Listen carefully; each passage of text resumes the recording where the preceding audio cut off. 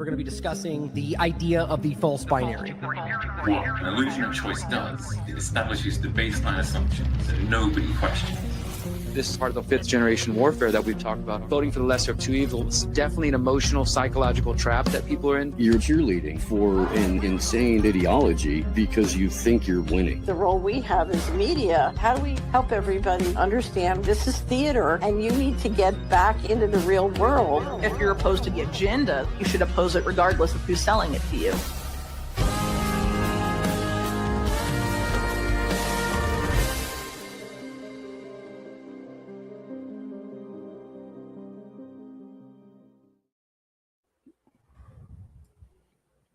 Okay. Hello, everybody. Merry Christmas. This is the 14th or maybe 15th IMA panel, and we're doing a live Q&A with questions sent in from our collective audiences. I'm not sure if anyone has a question that everybody wants to get off of their chest or a Merry Christmas they want to say before we get started. I just want to thank you, Kit, for setting this up. I love the idea of a Q&A. Okay. Well, I do have one question, which was Merry Christmas. There's a delay. Okay. Oh man. I have one question that was sent in. This is my favorite question, which I think will be a good thing to get us started, and then we can go as feels right. Basically, it was sent in by Kim B, and she says, "With all the problems facing us right now, if you could Christmas wish one thing away that would make everything else easier, what would it be?" And I think that's a good question. I'll start. Maybe the algorithm. Well, actually, we should discuss this. Okay. I mean, we can jump in. Yeah, wherever. I just wanted to bring it up because we had our last chat, I think, with a digital ID, right? And about our lines in the sand. And right. in my gated community, they installed a biometric exit and entry system. And I'm moving next month. Merry Christmas. So Merry Christmas to like how fast things have come. So anyway. Wow. Well, good on you, man. Put your money where your mouth is, right? I mean, seriously, that's but biometric entry exit. That's a huge step. That's wild. Yeah. I would say just to get in your house. Yeah. To get into your neighborhood. That's wild. Yeah. I would just say in general, I mean, I kind of laugh when you ask the question because, I mean, I think people who watch your audience is probably like, man, there's probably like one of three things that they're all going to probably say. I mean, I think quite obviously the direction, I mean, maybe I don't want to make it just like technological development because I think that's a little bit overzealous and irrational, but in general, like the direction of the technocratic control, like to be able to just somehow stop this rapid, like I'm going to post an interview today I had with 7Cs yesterday about the, what we're seeing this 6G step. By the way, Derek wrote an article I'll put up today on that as well. And the what that will cause. We were discussing like the potential to like mesh human bodies with nanotechnology. And it's just like that. It just terrifies me. How do you stop something like that? So to me, it would be to somehow just put an end immediately to all the stuff that goes in that direction for the sense of control of the human population. Blade Runners. And I'll throw it to you. Yeah, on which way are we going? Are we going round? Whoever's up.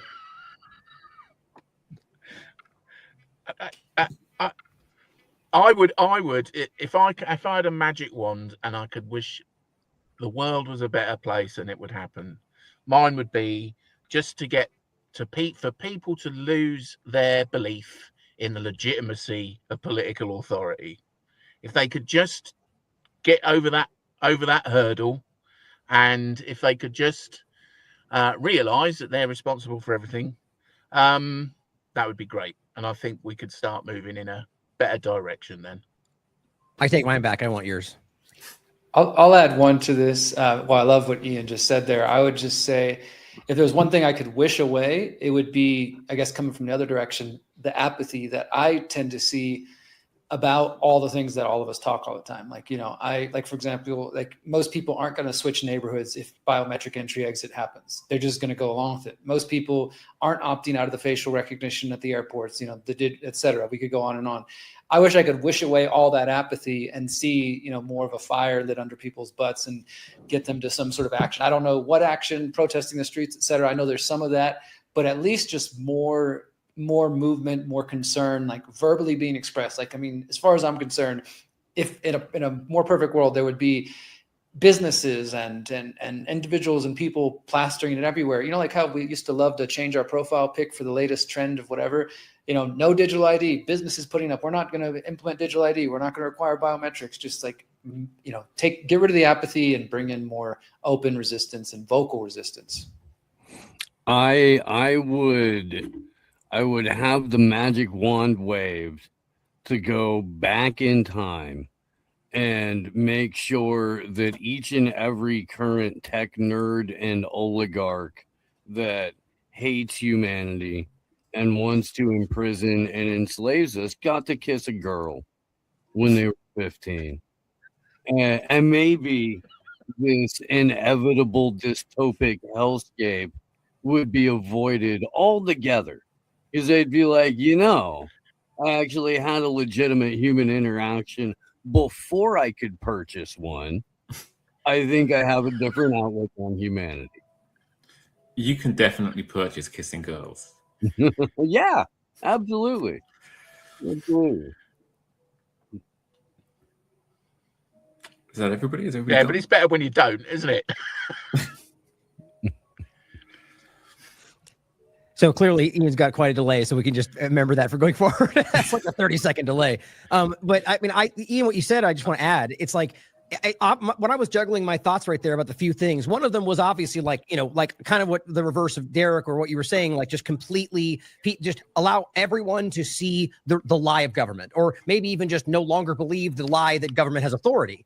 And I went with the other because it's just so pressing. But when you really think about it, if everybody just stopped believing in the authority of government, none of these things would be happening. At least I would think so. So I think that was probably the one that makes the most sense to me. I appreciate that one.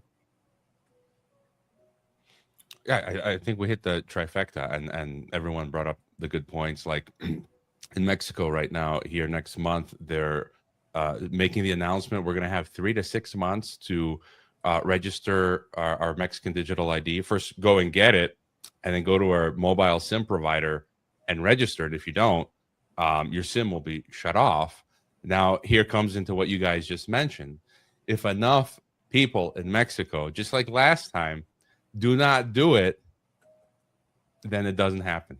So I love an article, really quickly, Derek, an article you wrote about a little town that basically just decided to no longer comply with the government. And then I don't know if that still exists, but that's everyone do that. It's definitely still exists. Yeah, I was just I'll chime in there, not to take us too far down that road, but yeah, I'm here in Mexico with you, brother, and I'm working on that. I know we talked about it privately. I definitely want to collaborate with you on it. I've been connecting with some some Mexican groups like the Network for Digital Human Rights, and there's one or two of them. Article 19 is another, who are actually trying to. Most of them, they're filing amparos, they're filing like lawsuits basically to try to stop it.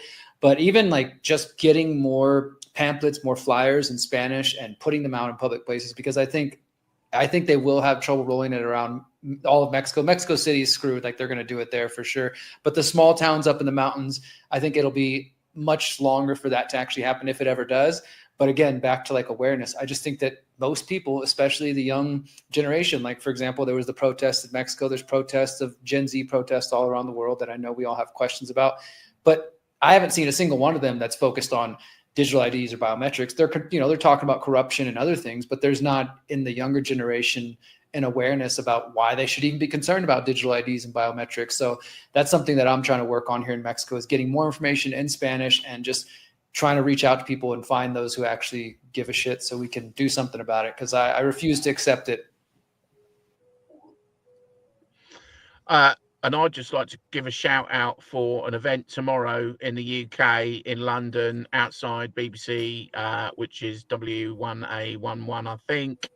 No, that's not right. But it's if you look at massnoncompliance.com, the details are on there. And it's a protest that I'm attending, and I don't normally attend protests, precisely because it is not a protest against the government.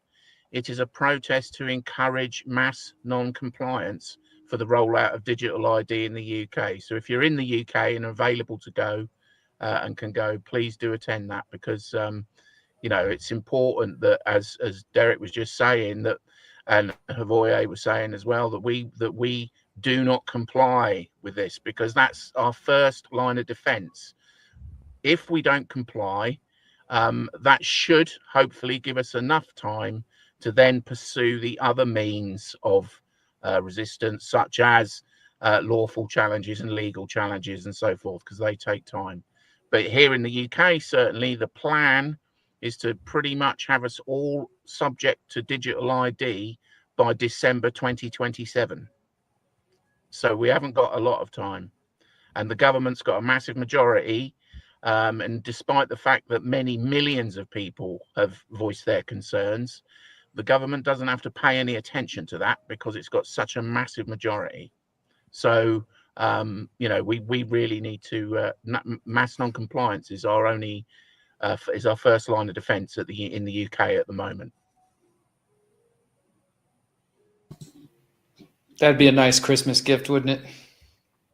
I'll just append my answer to that. To make one thing disappear. It's a rather boring answer compared to everybody else's, but mine would be censorship, all forms of censorship. If everything is free flowing, I think all the other problems take care of themselves. Basically, if they can't lie and they can't stop other people telling the truth, things will resolve itself beautifully.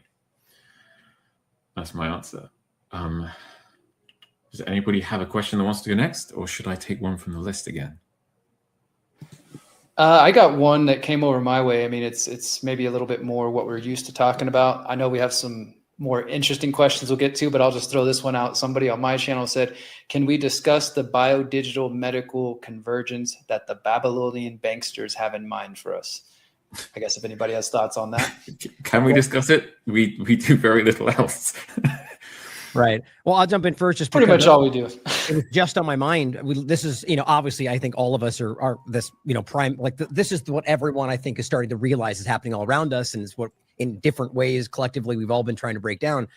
I was getting into the, you know, the future of it with the nanotech and the meshing and all of that. And I just think that what they're truly planning is what we're all highlighting, which is the centralized control through the lack of, really, if you overlap it with the network cult state discussion, which I think is very much where they're trying to push us into this, like reimagining society. This is the Great Reset. It's ultimately about that kind of lack of ability to influence the outcome of what's happening, but to a level that I think it's like removing autonomy. You know, like that's like the real level it goes to, not just surveillance and coercion, but to a point to where, like, when you get into like neuroscience kind of stuff, it just gets, this is like what I was saying before, like what do you do to fight something like that? And I think that's genuinely what their mind is pushed to a place to where it's not even relevant whether we care or not, whether we push back, which is terrifying. And I mean, that's extreme. That's like where I think it's driving to, and incremental steps are happening now.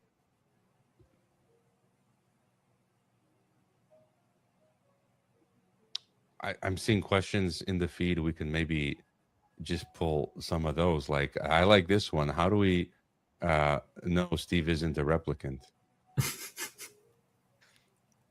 What do you mean by replicant? I saw that in the chat earlier. Later you're muted, Steve. That's Tease. Yeah. Tease is funnin'. And if the bit is from AM Wake Up, because I turned my camera off to give my girl a smooch before she takes off while I'm on the air, because I don't want to make the audience vomit. And it's out of respect, you know, and she doesn't want to be. And replicant is from Blade Runner, bioengineered humanoids. Ah, got it. Yeah. Well, let's get into some of the fun stuff. You know, we can always come back to the stuff we always talk about. So let's get into some of the weird stuff. I'm gonna work up a little weird at a time. The next one isn't weird, but it's not. You know, it's a nice question. Whatever happened to the promise of the internet and the democratization of politics? And do you think it's too late? It's never too late. It's getting late, but it's never too late. Mm-hmm. Well, so the question is, go ahead. No, and it was. No, well, it was never. Let's be clear. It was never designed to be a free and open internet. It was designed to be a control system. But it's been a double-edged sword for them, for no doubt, because human beings, you know, if you give a human being a tool, they'll start using it for however they want to use it. So the possibility that the possibilities that the internet raises for us to have truly free and open communication is still definitely there. And it probably isn't going to be this iteration of the internet, is it, that's going to take us there, because this is the DARPA control system version. So we have to reinvent it. Whether we go, how far we're going to go with Web 3.0 technology, where that's going to take us, who knows? But it will be us that makes it what I mean. So that their only option really is to shut it down.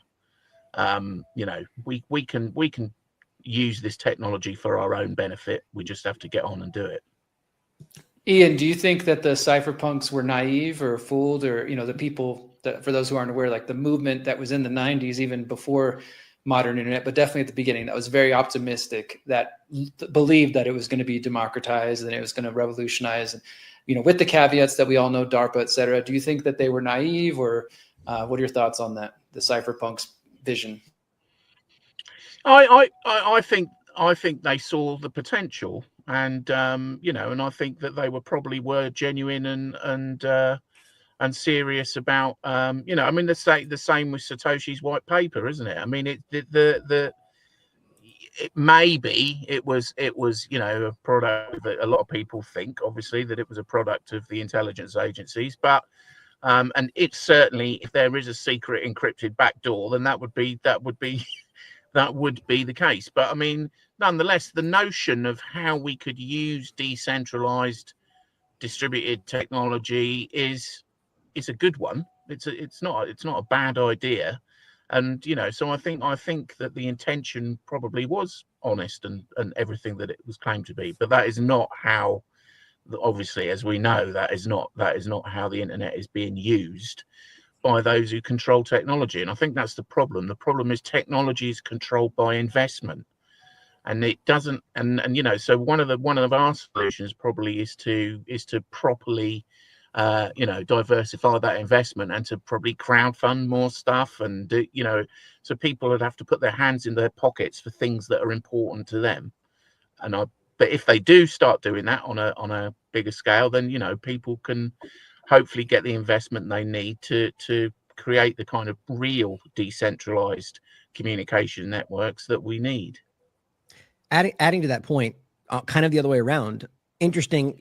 I'm of the mind that I think that this was designed as something that was not for the benefit of us to push back against the government that created it. I just don't think that. I think there's more nuance to it, clearly on the side of control. But I think what's interesting is, if you look to where we are now, if we didn't have this, how in the world would we be fighting what this is today, right? So in an interesting way, it kind of became that, whether it started like that or not. And that's interesting, not in the full vision as it was to begin with, but this is giving us the ability to be able to do this and fight back today. And I don't think that's what was planned as. So interesting way to think about it. I'll maybe just add as well, because there was another related question in the chat. Is anyone working on a workaround for when the web or individual news sites is switched off, something not reliant on ICANN, net names, old school bulletin boards? I recently, and I agree with you guys, I think this was a military project, DARPA, from the outset, the internet, but it has allowed the cat was let out of the bag, and it has allotted a lot of people freedom. And so, as you guys said, the game isn't over yet. They're working on that trajectory.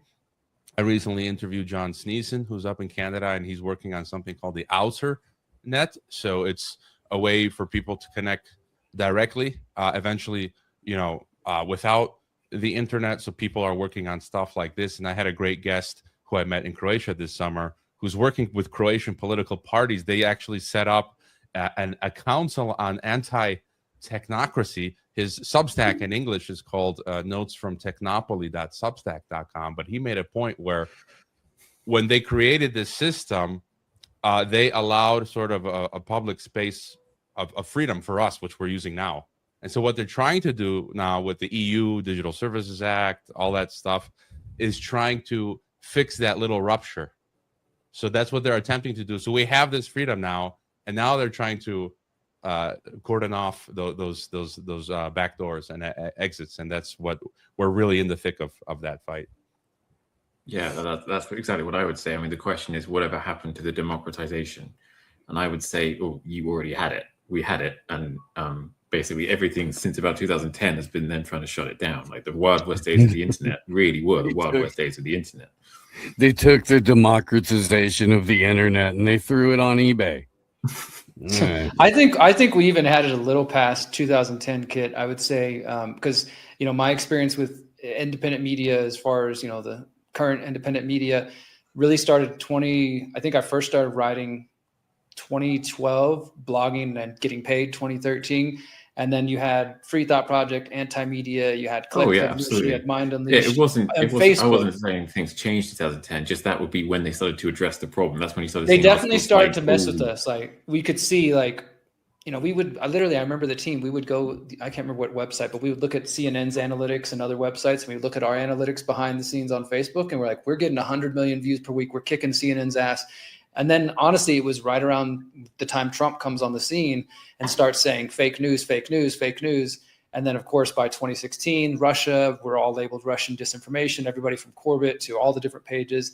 And then the purges start happening, right? So I feel like the really end of that wild, wild west was definitely, 2010. And then just the first few years leading up to 2015, there was still some of that reach. And now everybody who I know, whether I know them personally or I see them online, who's getting 100 million or millions of views, is people who I would very much question whether or not they're legitimate or being paid or getting $7,000 checks or otherwise. While people like us who are doing great work are, we hit a peak from time to time, but it's still a struggle to get beyond that algorithm.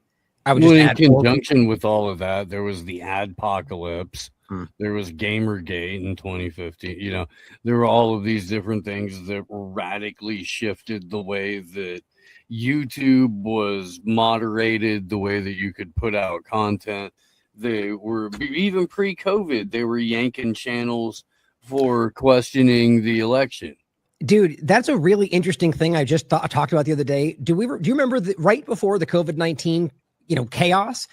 On Facebook, and it was kind of a tail end or a continuation of what you were just discussing, Derek, but there was this really crazy focus, almost nobody really made sense of it, on keto and like health stuff. And like, remember all the disappearing holistic doctors? Remember that whole story? Like right before this happened? I mean, I know there was a lot of, there was a whole bunch of stuff like about the wellness industry and exactly. And I think linking it to the far right grifting somehow. It was mad. Well, there was definitely people that were like, there was a story to discuss about some of these doctors, but then it became like 90 missing doctor. All the, the claims were being scooped into anything, but there was a story there. And as usual, I think it was because there was something that was turned into a partisan sideshow, and that's why it got dismissed. But think about what happened there. They shut down, these million follower Facebook pages about alternative health and outside the mainstream right before we were here, and it just seems like that's really, hard to miss, but it's just a small part of that larger story. It's obviously about trying to shut down momentum. But what's interesting is by doing that, they kind of scattered it and almost made the problem worse, I guess. But it's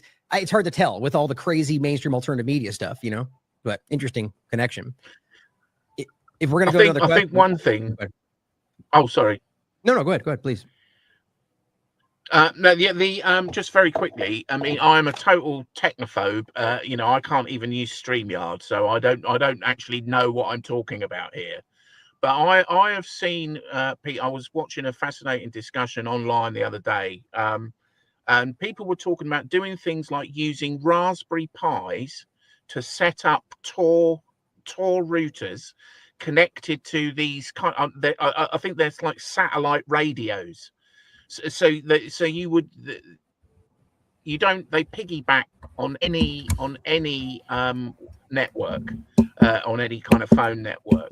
So people are already constructing ways to access the internet totally without through any kind of the kind of connections that they want to force us to use. So I think if the more they squeeze people, the more of these kind of solutions, whether that will work or not, as I said, I've got no idea, but the idea is there. People are already working on it. So the more they squeeze billions of people, the more billions of people are going to come up with solutions. So it's not, I'll just mention definitely Portal not in that. over. I just mentioned Quarto in line of what Ian's talking about. I'm not paid by them or anything like that. I am trying to collaborate with them. I know them. They're going to be speaking at our event coming up.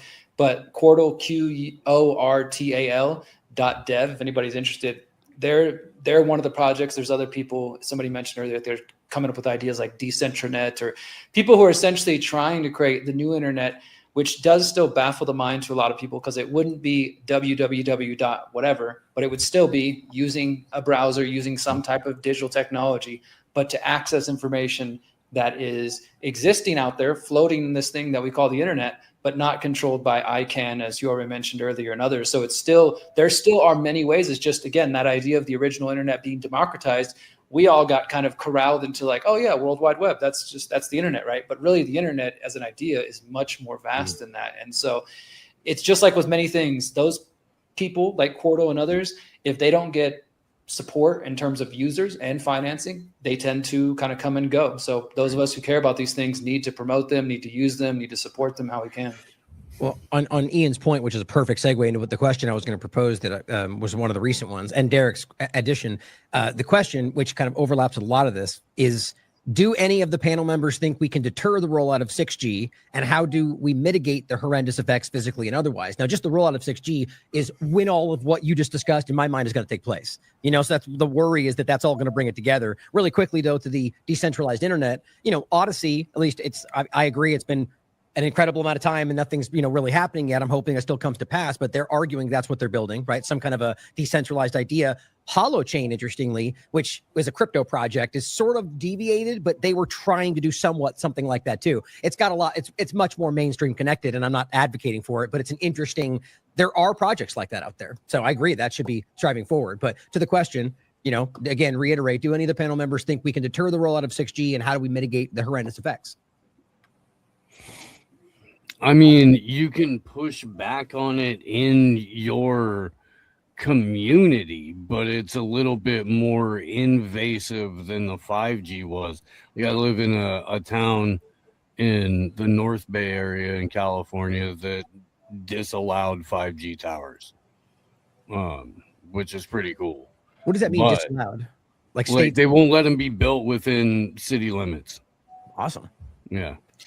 And I would say that is very rare. I would love to know more about that, Steve just sent me, because maybe there's a model or a template for other people. Because Ryan mentioned my article, which will be out after we wrap up here, and it's about 5G and 6G. Trump this is one of the areas he doesn't get enough credit, and I mean credit in a bad way, from all the people who worship him, that he, for everybody who's concerned about 5G, whether it's health-wise or surveillance or just smart cities, Trump has been the one who accelerated it during his first term. He was calling for 6G back in 2018, and he's continuing to promote this.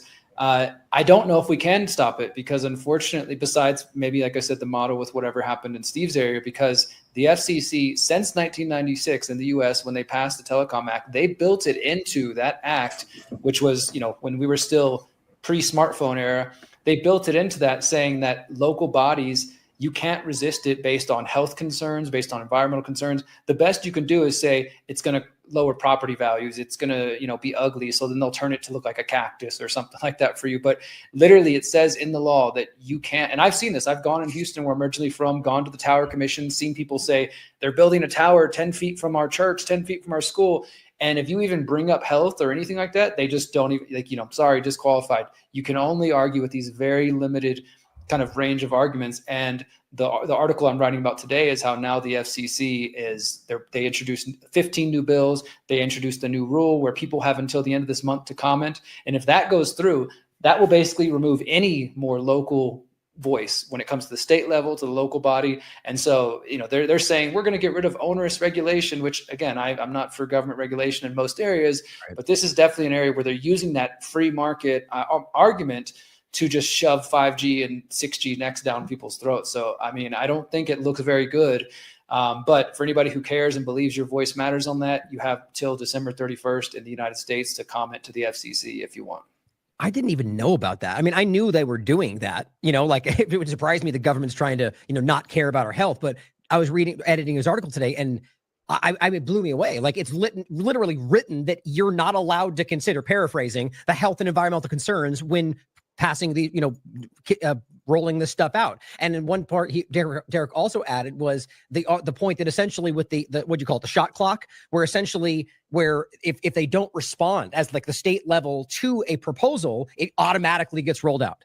I mean, it's just like that's so obvious what they're doing. They're clearly trying to just force in what they want, no matter what we think. That's everything Trump's administration is doing right now, like to an extreme degree, just saying one thing, doing the opposite. And again, that's why I think most people are starting to see through it. But I agree with Derek. Sadly, I think it's going to happen whether we want it or not. But it doesn't mean we should not be fighting. The time to push back to stop it would have been 20 years ago, 10 years ago, that Senator Blumenthal clip where he goes like, so we're basically flying blind then, no studies. Everyone's like, okay, now we knew about it, but we should be fighting this tooth and nail because we can stop how it's used and roll it back if we continue to fight in the right direction, in my opinion. Jason Basler, who was supposed to be here this morning and then got called away last minute, has a great tweet out right now. I'm just going to read it off real quick. He said, just to piggyback off of Ryan's point about the Trump administration here, he says, in just 1 week, Trump has signed $1 trillion defense bill, pushed 6G for 3D surveillance, hijacked a Venezuelan oil tanker, exempted AI firms from state laws, sent $650 million to Israel and another $800 million to Ukraine, given BlackRock Ukraine rebuild contracts, and it implemented the biometrics and 5-year social media check at the border. So this all, of course, goes to establish the America First agenda, right? That's what we're doing. That's what that means. I'm not sure. Words don't mean what they used to in 2025. The AI regulation thing's unconstitutional. Period. Go ahead, please. The 5-year social media thing is hilarious because I'm in Britain and we have now laws, ridiculous laws about social media, and all the people that were saying this is fine, this is fine at all, are railing against Trump's 5-year social, as if it's not just basically exactly the same thing. This is fine. That meme with the burning house down. That's exactly what comes to mind. Wild. Yeah, I mean we've got a situation in the UK at the moment where what we can say online is not controlled by primary legislation. It's not even controlled by secondary legislation. It's controlled by what they call tertiary or quasi legislation, which is basically whatever the Secretary of State tells Ofcom to say, which is the regulatory body in the UK for the Online Safety Act. So it's not even a legislative decision. It's just a phone call from the Secretary of State to Ofcom to say, this is what we want you to bung in your regs. There's not even any pretense that this has got any kind of, even representative democratic oversight of it. It's just a do and say what we say or else. That is all it comes down to. Maybe if I could just add to that, going back to what we were talking about censorship and what you're bringing up now, the Online Safety Act stuff, as well as another question that was in the feeds for Ian. Mr. Ian Davis, your conversation with Gareth Ike on Bring the Fire was great. Do you still think building parallel societies is the way to go? I think it's like we don't have a choice. And what we're seeing, like with Substack now, a year and a half ago, I left TNT Radio and I said, I'm going to try this for the first time ever, full-time podcasting. And Substack was my lifeline, right? And just 2 days ago in Australia, the Online Safety Act, people are now on Substack. Certain users are getting you have to give up your biometrics to some company based in San Francisco. I think it's called Persona or something. And I just can't imagine that feeling, like to log in, I got to scan my face. Like it's insane. And so what do we have to do now? So now I'm working on a contingency plan. Some people have already left Substack. This is part of that parallel society thing. I'm still going to stay on. But now I'm like, you know how much energy this takes? Like I spent $5,000 remaking my website in January 2022, doing the membership integration, getting banned on PayPal, moving the Substack, moving the list. I'm not a technical guy either. Now it's like, okay, I'm going to keep Substack, but I'm going to also make a membership thing on the website because sooner or later, we might be screwed. So we got to keep adapting and building these parallel systems. And it's a cat and mouse game. and you always, no matter what, you always lose some. And that's the plan, right? They keep shoving you, and you get you people then come and find you. But there's some that maybe signed up on a whim, or they're tired, they don't want to look, and that's the game. They diminish. 2 steps forward, or run. I guess it would be 2 steps forward, 1 step back, over and over and over. It's frustrating. But I do want to. I would like to reiterate the physical health side of it as well. Let's do both. Like the parallel societies is a very important conversation. But I bet here in this conversation somebody might have insight into so 5G and like mitigating the health effects other than like tinfoil around your whole body, or, the house being fitted out with, what I forget what the term is, but the meshing. Anyway, anybody have any thoughts on the health side of it? I mean, I try to just wire up as much as possible. Like right now, I'm talking to you guys on my laptop, but I'm wired in right now. I'm not on. Me too. I have the router, but everything is running through like the old school phone lines, plugged into an adapter in here. We do it for our phones too. So if we're like, for example, if my partner, if she's sitting there on the phone, there's no reason to be on the Wi-Fi. We have a little adapter she can plug right into. So I mean, it's little things that do take a little bit of rewiring ourselves and our habits, but for people who really care about it, then it's worth it. And I see there's people in the comments talking about being EMF sensitive and stuff. Yeah. And I mean, that's, we probably all are to some degree, but there's some people who literally, if they walk into, let's say, an event space and everybody's got, or a church or anything like where there's a lot of people in one space and everybody's got phones in their pockets, they can't even be in there for more than a couple minutes.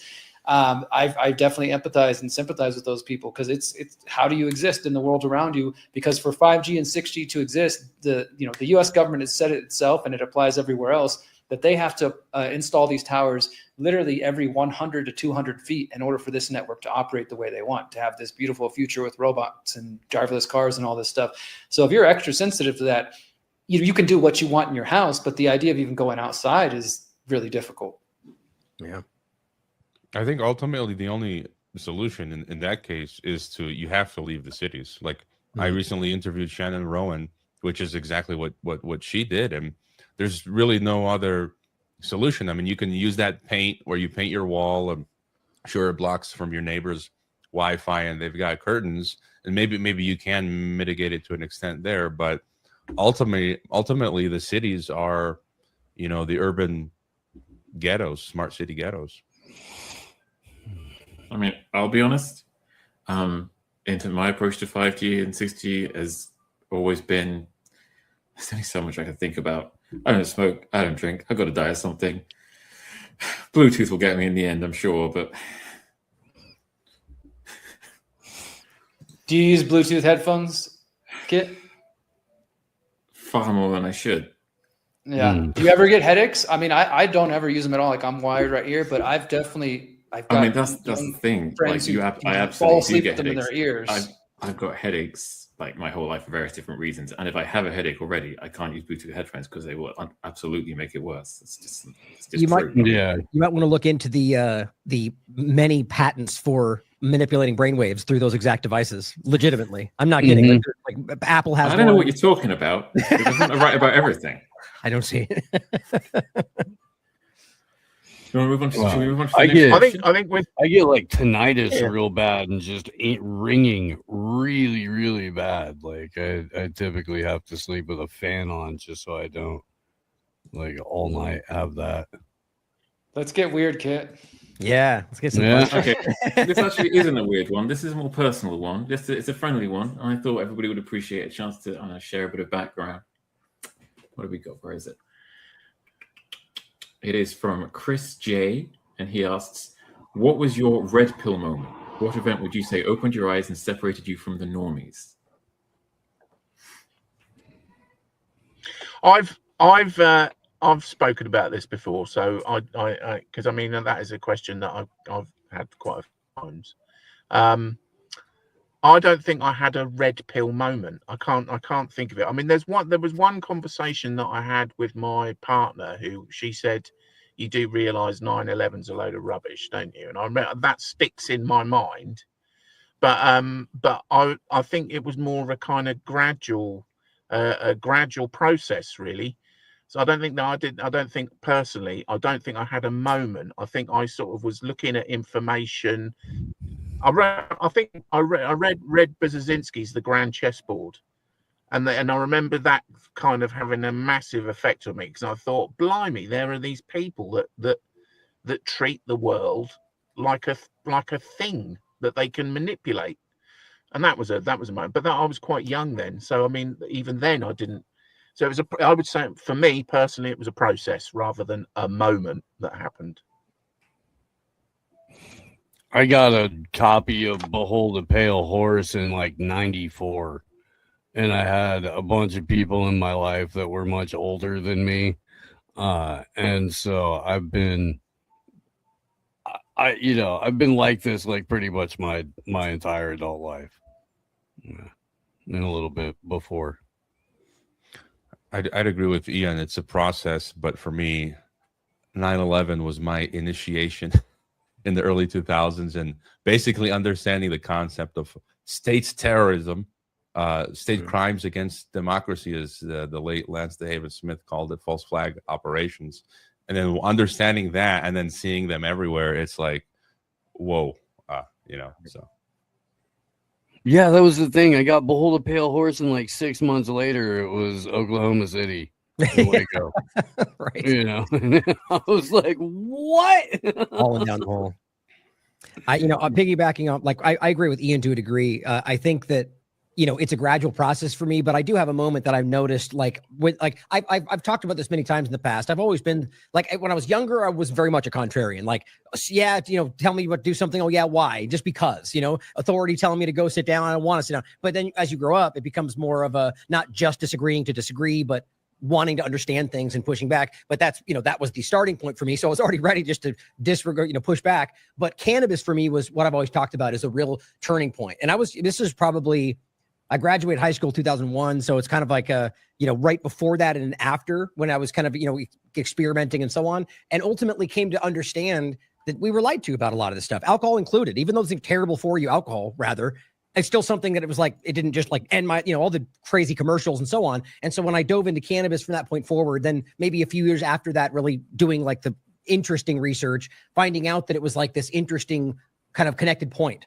Like I've talked about many times, my website started about cannabis law reform and the lies about the medical side and everything. And then it expanded to like, wow, look at the foreign policy overlaps. Look at and then it became what it is today. And so, but I think cannabis really, when you really realize how, like, the simple point, like them telling you it's a Schedule I drug, but then finding out they're giving it for medical purposes to people, like on open medical, experimentation. And, how can that make sense? And so I opened that door, and then just same thing, realized just every possible thing.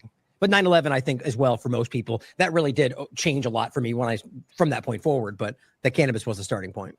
I also had hip hop and punk rock telling me not to trust the government, and that they were flooding the streets with drugs and stuff like that. And, I'm serious. Like, that was very, very, very informative. And then you would go to shows and you'd meet people from like Food Not Bombs, and they'd have a whole bunch of literature and stuff like that. And I mean, it really was an education, at least late 80s, early 90s for sure.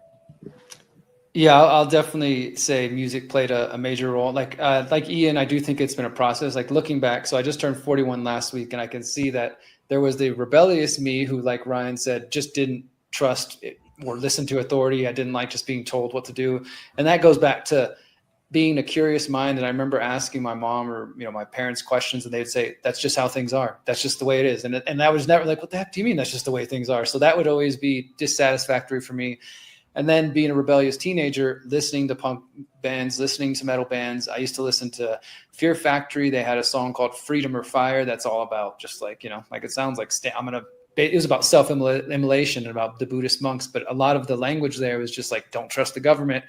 And I used to listen to this band called Dying Fetus, this death metal band. And I remember being in high school, and one of their lyrics is, the media is a tool designed to drug us into slaves.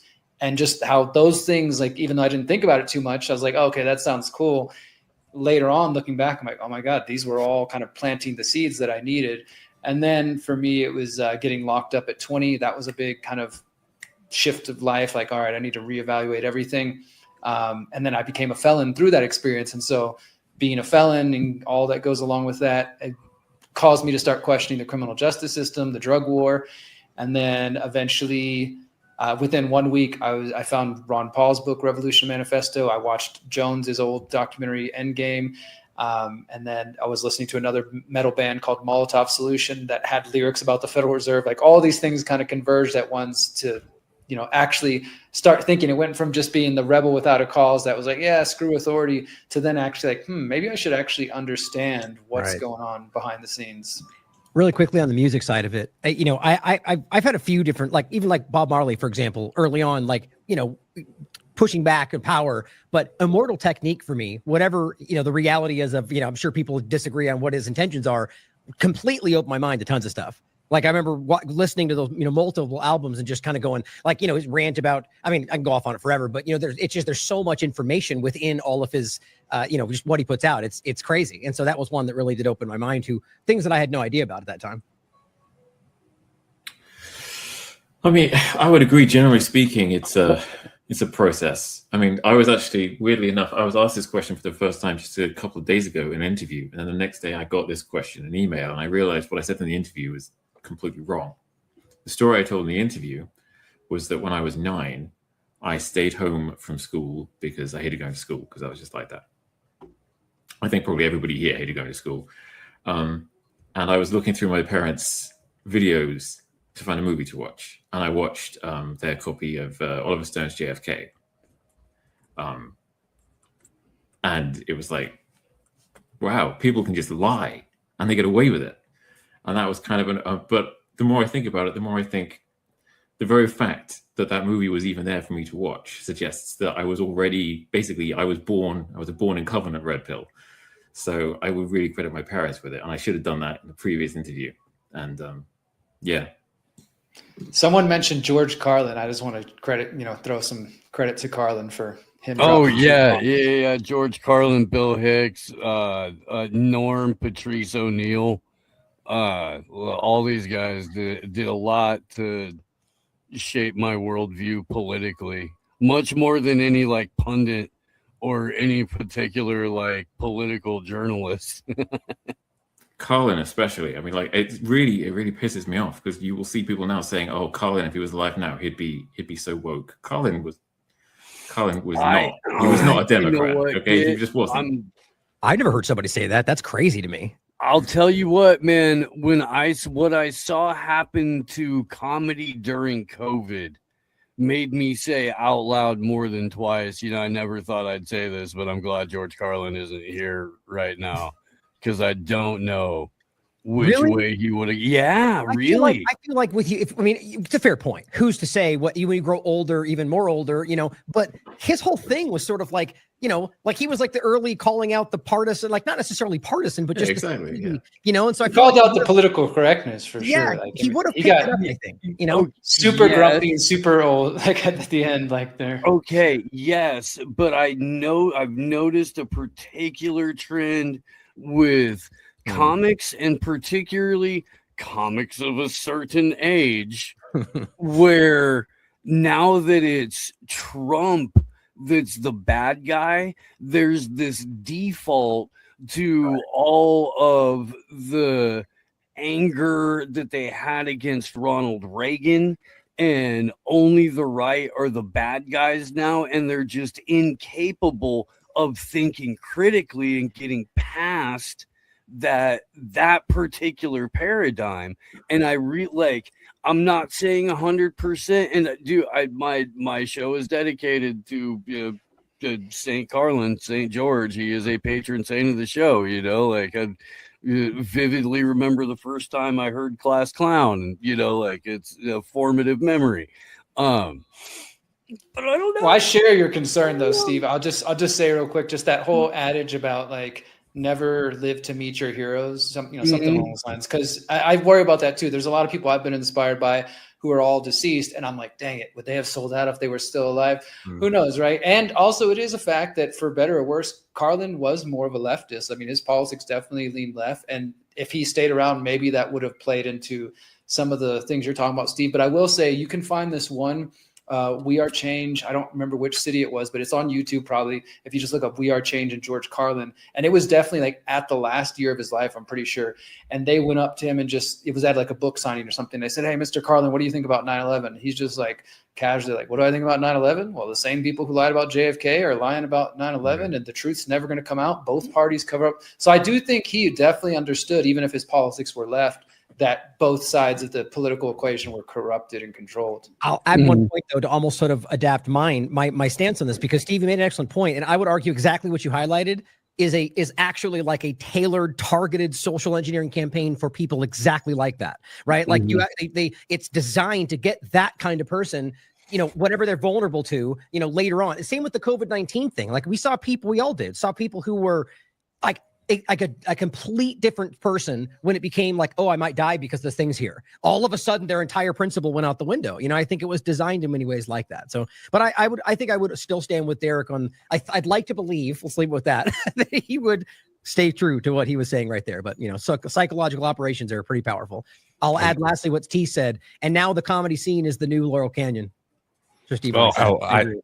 I didn't even say the podcast scene, and I just want to add along these lines, Alex Jones, and we were talking privately in the chat, Jazz Coleman of Killing Joke, and I showed you guys I sent you guys the clip. Some of you hadn't even seen it, where Alex Jones, I mean, I'm still trying to understand the psychology of how you do such a 180, where Alex Jones was doing a show with Patrick Byrne last week. A subscriber sent it to me, and I cut the clip where he's like, yeah, we should regime change Venezuela.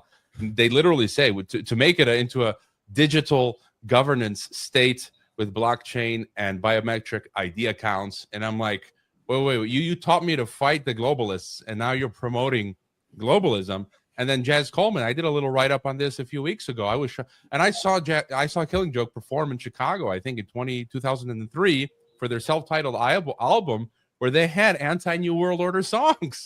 You know, and this is what I kind of like Jazz. And yeah, I know he's into the occult, but now he's doing he's doing a score for Aleister Crowley, and he was commissioned, I just discovered this in 2019, by Lutz's Trust, the Luciferian Theosophists, to produce a song for their great invocation. He wrote a Gnostic Mass, and you can actually go to their website where he penned a missive in 2019, Jazz, and he's basically saying, yeah, I'm down with all of this. We're going to be herded into 21st century smart cities, into this technocratic synergy and planetary one consciousness and world federation. And I'm like, and he's like, UN is the way to go. And I'm like, what is happening to all these people?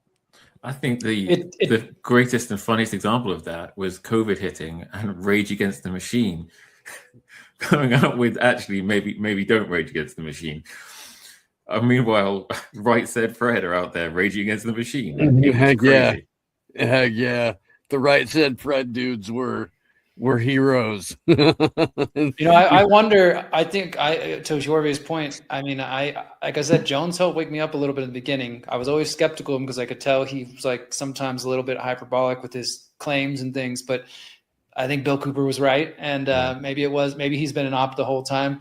And also just the comedy thing, I don't think any of the current crop of comedians are funny. And I don't need to name names because they can be friendly. And some of us have been on their shows here and there, but well, I'll name one, Dave Smith, some others, like these people that are comedians. I don't think they're funny at all. There's some absolute killers right now, but the vast majority of them are mediocre to clown shoes.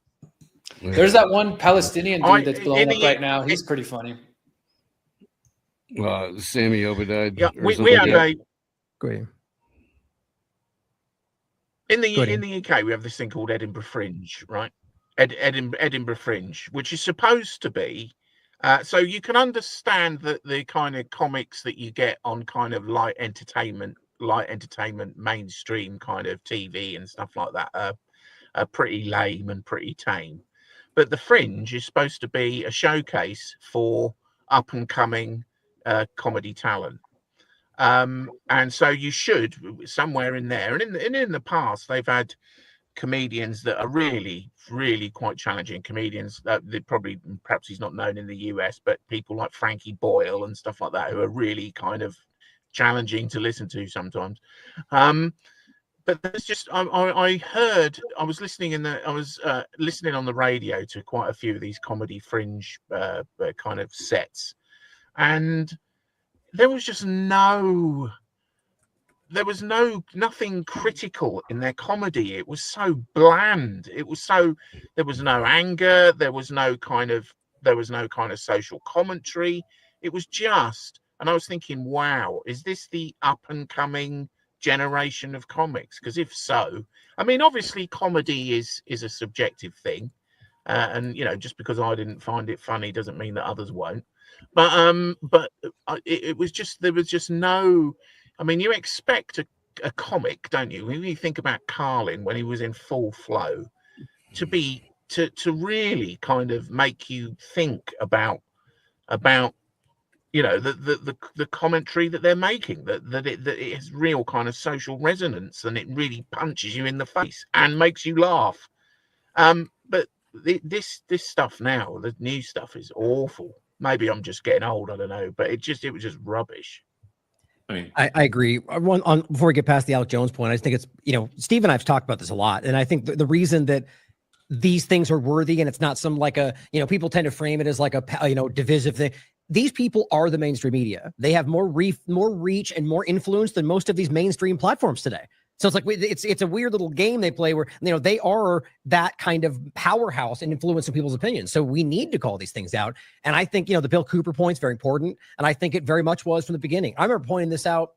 I can't remember the exact moment it was, but there was an example where Jones was at like an event, and of course you could argue that it was like his own personal security, but it was a while ago, and he's at this event and like something randomly happened. There's no one near him, and somebody does something to him, and like these people come out of nowhere, like these agents, and like protect him and get him out of the way. And I'm like, and that just stuck with me, going like, what was that about? And so overall, and that's just a personal insight, who knows if that means anything. I believe that he very much has been playing a role the entire time. And it could be a level of, kind of just willful ignorance to not want to see where things are coming from. But we can't look at where we are now and what he was doing before and not acknowledge that this is a very clear pulling of the punch, right? You're not calling out globalism. You're not calling out technocracy. You're leaning into these things. I mean, when the New World, the North American Union got literally proposed as the technate map, and they were like, rah, Trump, and didn't even call it out. It's just like that stands out more than anything to me. So, and it's not just him. There's plenty of them, and I just appreciate that point. I'm going to talk about his Hrvoje's tweet about him later, because I can't believe he came right out and said that they want technocratic regime change in Venezuela. Blows my mind. I've never been much for they replaced him with a bot, or they replaced him with a clone, or they replaced him with a lookalike thing. But if you told me that they had for Alex Jones, if you could prove it, I would be like, yeah, actually, that makes sense. And maybe I'll just add, I mean, to Derek's point, I think he responded in the chat saying that at the end of the day, China and the US, NATO serve the same people and are all working towards technocracy. And I'm just going off of open source, what's already out there. I was on TNT Radio, and I think I was the first to interview Carl Jha, this Chinese guy, on TNT Radio. Then he got his own show on TNT Radio. Now he's got his own show on UK Column. And someone sent me a tweet he did a few weeks ago where he was actively, openly promoting 15-minute cities. Oh, yeah. And I'm like, what the? I literally live in a 15-minute city, and they've installed biometric exit and entry to my house. I'm like, how is this a cool thing? This is not a cool thing. And so, yeah. And was it Steve who said that, Laurel Canyon 2.0, a lot of the alt media space is effectively, I had a long chat with John Klizek, and, when you see Laurel Canyon 1.0, it's the military occult intelligence networks that created the whole sex, drugs, and rock and roll. It seems like they've moved into, you saw rock and roll sort of died, right, in the 2000s, just as the internet was getting online and social media. And it's like the alt media podcast space has become the new grounds for Laurel Canyon, 2.0. Right. Me and not to just real quick, me and Wheezy, shout out to Wheezy from the What Is Truth podcast, did a show almost 2 years ago that we titled Laurel Canyon 2.0, and we went heavy into the whole Rogan sphere and a lot of the Matthew North stuff, and then we did some like sort of deep dive analysis on a bunch of the other people in that, what the intellectual dark web kind of thing. Yeah. To your point, though, about the larger, it's clear that they have fallen for that trap. These people who are fighting the Great Reset and everything else are in many ways supporting it because Trump tells them something else. But this is the important overlap that, or they get paid. Oh, exactly. But that's always been there. It's more than ever today. But the network state point, the freedom city, the 15-minute city, the smart city, the charter city, this is exactly the same conversation. And this is proven at this point that the same funding from Phenomenal's Capital going through, they're the ones funding the push of freedom cities. Even Roger Stone, actually in January, discussing the whole Honduras Prospera overlap with his pardoning of Hernandez, who's the guy who literally put Prospera, which is one of these hellscape technocratic cities. Literally I just lost my train there. Roger Stone said in January that we need to save Prospera or rather save Honduras and Hernandez to save the freedom city in there. And he literally called it that. The point is that when they were proposing this is what they're talking about. Peter Thiel petitioned Donald Trump to have Greenland be one of these freedom cities. And that's what really drove the idea for Trump reaching out for Greenland. This is what we're talking about. And so for people that want to praise this, who were moments ago telling you, or even, by the way, still, that's weird that he said 15 and, it seems to be contradictory, but there's plenty of them that go freedom, or rather 15-minute cities, smart cities. That's the left thing. Great reset. We fight that. But freedom city, Trump, rah, rah, rah. And they're just not aware or don't care that it's the exact same agenda. I just think that's really important. Yeah, the great irony of Mark Anderson, who wrote, he published the Techno Optimist Manifesto from Anderson Horowitz, is probably the biggest kind of tech investment venture capitalist firm in the world.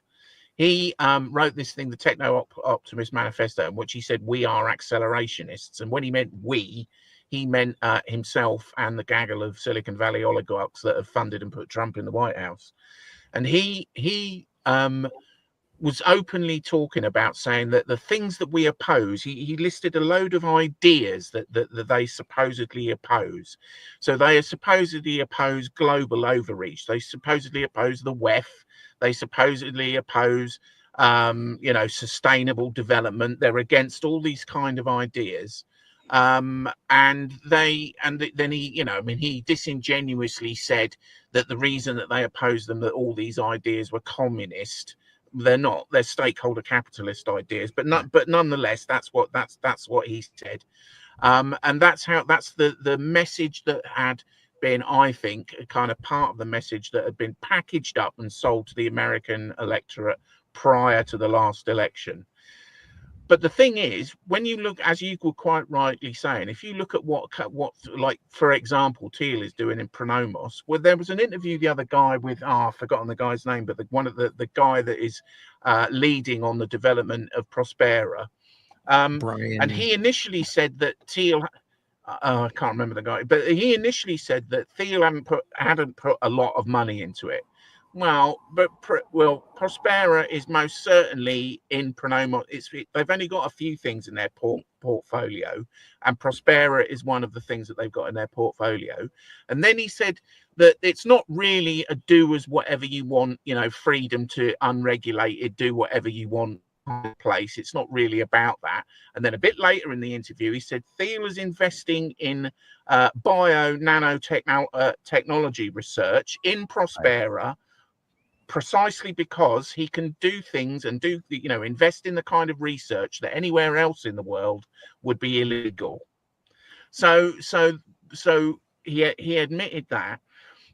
Then you get the notion of this freedom city concept, which is basically special economic zones. That's what they're talking about.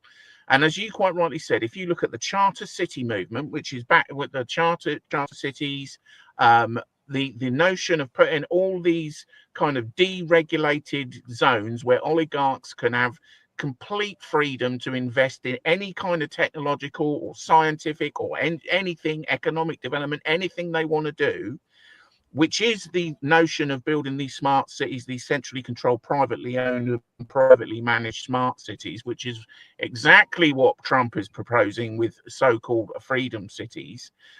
And they are absolutely 15-minute cities. It's the same. Right. It's the same idea. It's exactly the same idea. So on the one hand, these people are saying we are opposed to organizations like the WEF, who are very, very heavily pushed the 15-minute city idea. But at the same time, not only are they accelerating the deployment of these of these concepts, and they are building. They own the companies that are instrumental in creating the actual infrastructure that will enable that to happen. So the notion that they're opposed to things like the Great Reset is just such a monumental deception. It's total nonsense. If Borge Brende or whatever, or what's his name from Roche, the new head honcho at the WEF, if they must be sitting there looking at what is happening with the development of things like special economic zones and the involvement of people like Thiel and Musk and people like that, they must be just delighted with the progress that they're making, because they're taking the thing that they say they oppose, and they are accelerating its deployment and its development, and they've got the technological capability and the money to do it. And they're doing it. Sorry, go ahead. No, you carry on. They're doing it. I just love the point you made. They're doing it as if they're framed like as the resistance to it, which is just so ridiculous. Like they're doing the same thing and framing it as the resistance to the thing that they're doing. When you really break it down, how insane is that? But you mentioned Andreessen, however you pronounce his name, Mark Andreessen, and from the Hrvoje, the Andreessen, I always pronounce his name. He is a chief. He's one of the key people involved in the funding through Pronomos. And so even if it's not just Thiel, they're all involved with that. And the other examples are Gaza. That is another example of exactly the same thing. If you read through it, technocratic structure, digital IDs, tokenized everything, even El Salvador, which is very much connected to this exact same agenda, is just a different variation of a lot of the same things. And so the whole thing is just exploding. I can't stop seeing it connected to everything. And also Zionism being completely immersed in the entire agenda. It's techno-feudalism is really what it used to be. And don't forget as well that also Saudi Arabia, Qatar, the UAE, they're all looking towards Israel for being basically a financial hub in the Middle East, a kind of bridge between kind of, what could you call it? I suppose the kind of BRIC kind of Belt and Road kind of project and the West in terms of being a financial hub with a Gazan freedom city right there in the middle of it. So one of the things that I know that we all kind of try and stress to people is that this information that kind of alerts you to these kind of things that are happening is not hidden. It is not secret. It is in the public domain. And I know that we all kind of try and put out resources so that people can see that what we're talking about is fairly openly discussed in many quarters. You can go and listen to what they say at the Global Government Summit. Listen to what they're saying, and then look at the developments that are happening around the world. It's not actually that difficult to see it once you kind of are looking at in the right direction. I was just going to add on Ryan's point about El Salvador. In that Alex Jones clip, as Patrick Byrne was saying, let's remake Venezuela into a technocracy, Alex Jones chimes in, we can use Bukele and El Salvador as the model. And I've been saying for years, like I've outed that guy where he gave an interview 3 years ago, Bukele, saying, hey, let's copy the EU and remake a Central American union. I'm like, wait, what? And then you add into that the Isaac Accords. And what's that going to look like for South and Central America? You mean the one with Milei recently that was signed, the Isaac Accords, for Israel to come into Latin America? Mm-hmm. Yeah, and I just recorded like a 5-person podcast I haven't published yet from folks out of Israel talking about the Noahide laws and basically how Greater Israel is more like Greater Planet Israel, and it's quite freaky. And they were talking about this, and as you said, the Isaac Accords and moving into Latin America. So yeah, I'm just going to jump. Go ahead. I was going to say we should move on to next. We've been on this question a while. Yeah, let's do it. And we got some weird ones. We got some weird ones to get through. Okay, Valkyrie asked, and it's an oddly phrased question, but why do you all believe in nuclear bombs? Interesting. I'm open to this conversation. I don't necessarily.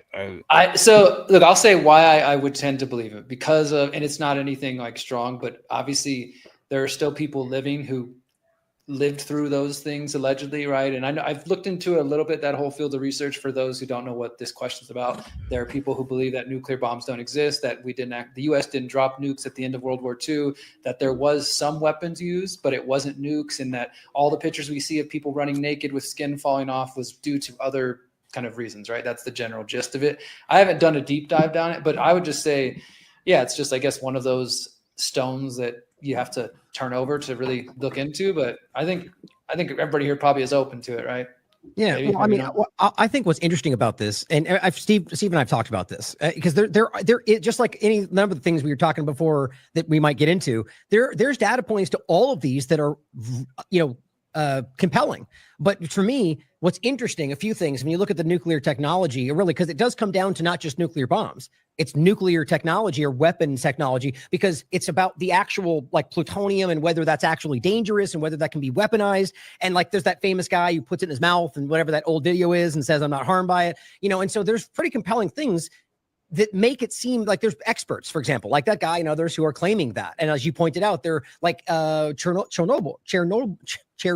for example, is clearly there's places where nature's coming back way before they claimed it would. They could just be wrong, I guess. But what's interesting is if you claim it's all of nuclear weapons technology, like it seems to make it almost impossible. There's proof, I would argue, evidence that there's nuclear technology that does work and exist. But again, how I've never been there. I can't prove it's based on what other experts say. But if that's the case, then it seems as if if we claim nuclear weapons don't exist, that would undermine that doesn't exist either. But I'm going to be clear. This is not something that I've gone super deep on. I've looked into it, but it's to be, kind of the asterisk. I've never gone super deep on this. Plenty more to get into to go on, but maybe I should. But that's where I feel is that there's something to it. Maybe it's just that we don't understand it fully. It's not as powerful as they claim, but there does seem to be some level of technology. Maybe it's at the weapons part of it, or the bombs weren't ever actually made. That would make sense to me. But, I'll leave it up in the air from there. From what I understand, like it's one of those things where like you can't really, like, there's an awful lot of people that have a lot of different views. Some people would say there's no such thing as radiation. Right. Some people would say radiation exists, but it can't be weaponized. Some people can say it can be weaponized. They just haven't figured out how to do it yet. There's this spectrum of like disbelief. And as for the phrasing of the question, why do you believe? I mean, I wouldn't say that I necessarily believe they exist. If you ask me to come down one side or the other, I'd say the weight of evidence suggests they exist. And I know people in the hard sciences who say there's no reason they couldn't exist. I find the idea they don't exist hilarious, because if they don't exist, but they theoretically could exist, then the Cold War wasn't really the Cold War. The Cold War was two teams who both had nuclear bombs that didn't work, afraid the other side had nuclear bombs that did work. And so it becomes very funny. Really quickly though, that's interesting. Even with the moon discussion, like it's possible that there is bluster in all of this too. That's not necessarily that it's not possible, but rather that there's a game of meeting an endpoint before the other team, and so that becomes trying to pretend you did it when maybe you're trying. There's more nuance. No, Ryan, the spaceship would just bump off the firmament and come back down. I want to ahead of the questions. I want to point out. We have over here, I think it's over on your Rumble, Steve, JBGT3 seems to be pushing back. And I think they're making some fair points. Like they're saying, go to a nuclear plant. They mentioned US, France, UK, all did experiments on live humans. They talk about test site in the USSR, Kazakhstan. They talk about nuclear explosion. And then I know, for example, because this is something that's been close to me and I've done stories on it, a lot of native indigenous communities in the US had nuclear, alleged nuclear testing on their reservations. And there are many people on those reservations who claim that they can still see the impact generations later, people with birth defects and stuff like that. So I do think there's it's not as simple as none of it exists, but maybe it's worth questioning. Yeah, I just wanted to fire back at that question. Why is everyone all of a sudden throwing the baby out with the bathwater? Like nothing exists anymore. Infectious disease, nukes, flat Earth, on and on and on. And I think you have to approach each one independently. And you mentioned Kazakhstan. Like, look, I lived in Kazakhstan. I lived 120 kilometers from the polygon, Stalin, Russia, Soviet Union's principal nuclear test site. from 1949 to 1990, and I actually went on the 18,000 square kilometer patch. I brought my own 2 Geiger counters before I even came to Kazakhstan, and I lived in Semey, and like you were saying, Derek, there was people in Semey who have higher rates of cancer, deformities, and then I was on ground zero. Like, it was radioactive. We were on a green radioactive patch of land. We saw mock metros that they built out in this massive space, and it's just kind of hard to think, like, they're faking it. They're building out all of this infrastructure just to fake it. And now, and to Ryan's point, I think there is a nuance. Like, I don't believe in nuclear winter. That's like, I think that's that scare story. So I think nukes do exist. They can deliver mega death, but I don't think the half-life is that long in terms of radiation. And I think is that aspect of globalism where they want to scare us with the nuclear winter aspect, so then they can bring in the world government. But I think nukes can go off. A lot of people will die, but we will be able to rebuild quickly. But it's going to be more of like a Mad Max type thing. So, but if the nuclear winter doesn't exist, this brings up a further question: then why has nobody used a nuclear bomb again? Like, well, I mean, you had the Cold War. You had the Cold War basically facing off mutually assured destruction, but with the decline of the Soviet Union, that stopped being a thing, and then you have nuclear proliferation. Right. Now, I'm not saying I don't believe nuclear weapons exist. Like I said, I would say that they do, but I think what it signposts, the lack of nuclear bomb usage, signposts something a bit more interesting than mutually assured destruction. I think it signposts a sort of cooperation, like there is an agreement that we won't use nukes. Yeah, and there's an agreement between India and Pakistan basically saying, okay, we're not going to nuke each other. We hate each other's guts, but like, let's not get silly. And the very fact that they can say they set these rules shows that they can cooperate far more and far deeper than they say they cooperate. That's such an important point with so many things we can get into. But really quickly, though, so what's interesting, though, is that the idea is that, I mean, the only reason that these things make sense, like the lunatic, gassing children, because people argue and they dehumanize and say they're a lunatic, crazy, madman terrorist, right? These are governments, and I think all governments are pretty sociopathic and crazy, but they still care about their interests. And so your point is they can recognize, well, why would we both want to drive to this when we're going to kill everybody in all our interests? So they can make an agreement to say, we won't go that far. Doesn't mean somebody else might drive it. That's where I tend to think you get the other outside forces that cause these things to go further. But it's interesting to point out that alone could be a reason why that hasn't happened. But I'll add to the, if you use the kind of munitions they have today, like the biggest thing they possibly have short of a nuclear weapon, I don't think anybody would know how to be able to tell the difference. Like from our perspective, right? You have this massive explosion. We've never seen that before. We would go, that must be, a mushroom cloud. It's the same kind of thing. So I'd argue that we wouldn't even be able to tell. And so, I'm still I'm with you, Kit. I think that the logic seems to suggest that is likely impossible, but there's plenty of evidence to suggest there's doubts, So I think you leave it there for ultimately but I think it's nuanced. I think there's probably more behind it that suggests that there was more reasoning behind it than just not doing it or that they're lying, but could be. What else you got weird, Kit? Go ahead.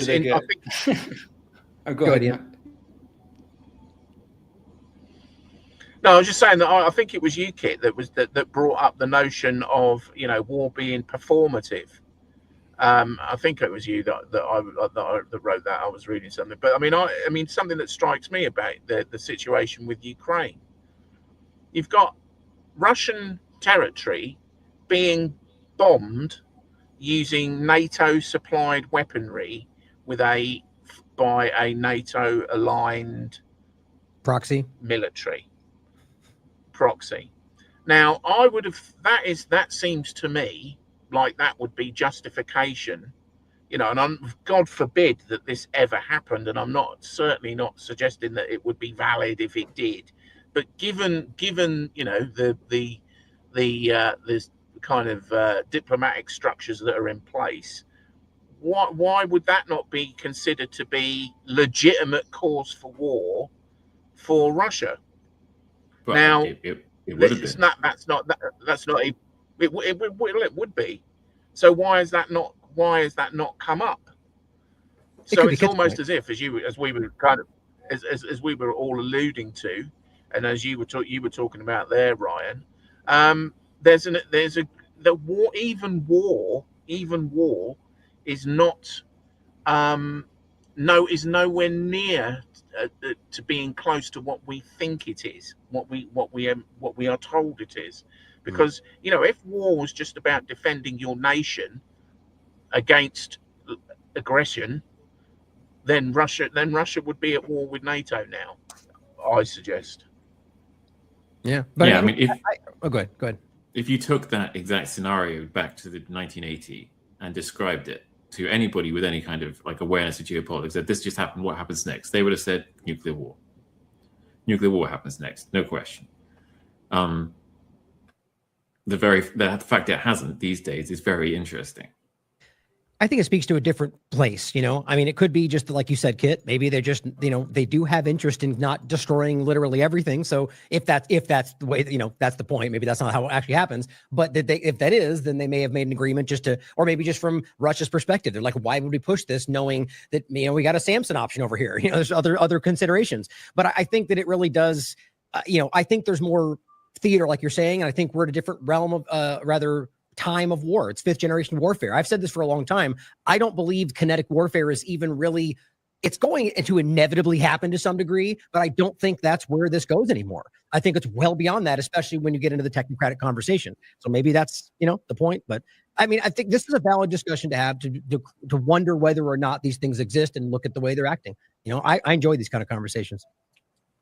Okay. Next question. And Steve already hinted at it with the glass dome. Have any of you seen any proof of space beyond low Earth orbit? That's from Captain Birdheart. Proof. Look, all I'm gonna say on that one was one of my past podcast guests flew into town. David Skripak.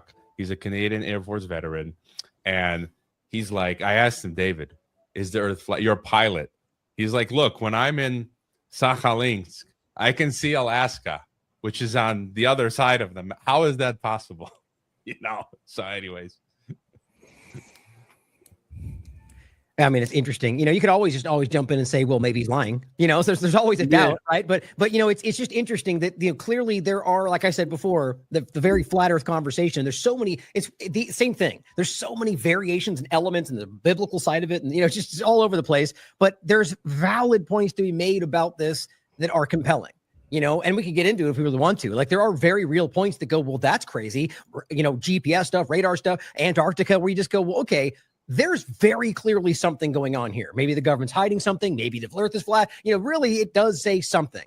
I don't believe it shows that the Earth is flat. I did a show a long time ago. I think it was called Flat Earth Theory, an exercise in keeping an open mind. And the whole point was really, and I just did this as my own thought experiment, going into it with a completely open mind, not like if you step into a conversation like this going, I know it's flat, but I'm going to look at the evidence, you're going to guide yourself toward that direction, And so it's like trying to be objective. Like, what does this show me? And I went through it really extensively for quite a while and came to the conclusion, like what I just said. I don't believe this shows the Earth is flat. I think there's evidence that that disputes that, but there is something that needs to be addressed. But the problem is that people look at it and they find the anomaly and go, I knew it is flat. And they jump to, same with like the moon conversation, which we might get to. There's valid things that are very you could prove are lying today, but that doesn't necessarily mean what they think it means. It could mean something else. That's where I think it is. Yeah, I'll throw in something and I got to get running. I think that this, like a lot of like the nukes and other things, there's typically a lack of nuance in a lot of these discussions. But I'll first say this to the flat earthers out there. You guys need to up your game on production. I've not seen one good flat earth documentary. If you're trying to make your case, you need to get, like, you jump all over the place. You show clips of this. There's no really well told like narrative that exposes it. It's all just, I don't know, even Hibbler Productions, whatever, no offense to anybody. None of them have been impressive. I have a lot of friends who are flat earthers and I've sat like, hey, give me your best shot. All right, tell me what you got. I'm open to it. But I think, again, nuance, like you can, as I do, question the moon landing, question a lot of stuff about space, question what's going on in Antarctica, and question, all these other kind of pieces, and without necessarily embracing flat earth. And I actually tend to be more interested in the hollow earth stuff, which goes back hundreds of years as well, a whole nother kind of interesting rabbit hole. But yeah, I think that you can question what's going on in Antarctica and the Antarctic Treaty and Admiral Byrd and the things he says he saw. And like, there's definitely a lot of there. And I don't know, did we ever go to the moon? It is space even real? Like, I keep my mind open to all these things. I look at the stars and I'm like, oh, it's a beautiful night. And I'm like, damn it, is it even real? I don't know. Like I'm open to it, but I don't think you have to embrace flat earth to ask those questions. I used to not believe in space at all and was a hardcore flat earther until I saw Katy Perry floating up there and Jeff Bezos's dick rocket singing Louis Armstrong, and I was like, I'm sold. I'm on board. It's exactly like they tell us it is. Yeah. What's kind of funny about it is that if the official line would suddenly flip and say, you know what, we lied the whole time, and Earth is flat, and if you send a rocket up high enough, it will hit a glass dome, and we would still be in a position of never being able to prove them wrong. Dave Weiss would be doing round Earth videos next week.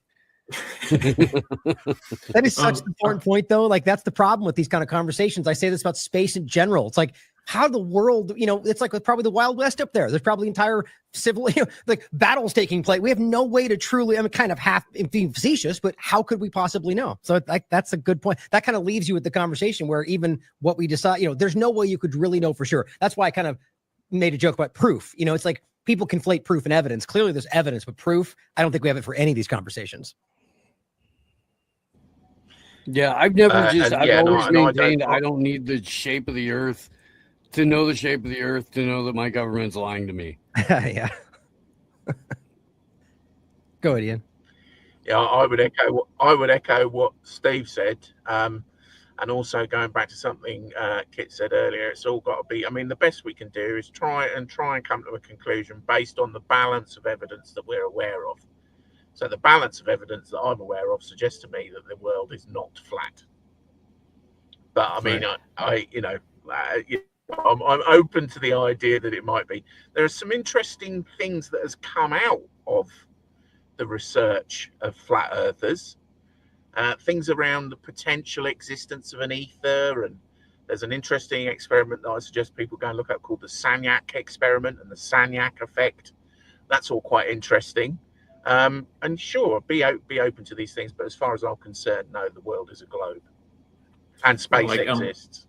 I suppose I would argue from the same position. I would argue like germ theory, essentially. Right. Like the majority of people treat the Earth as if it's round, and the vast majority of people get where they're going. Like our technology is based on this, and we're not all accidentally winding up in the wrong place. GPS, like people have been navigating based on a round Earth for hundreds, if not thousands of years, and they get there.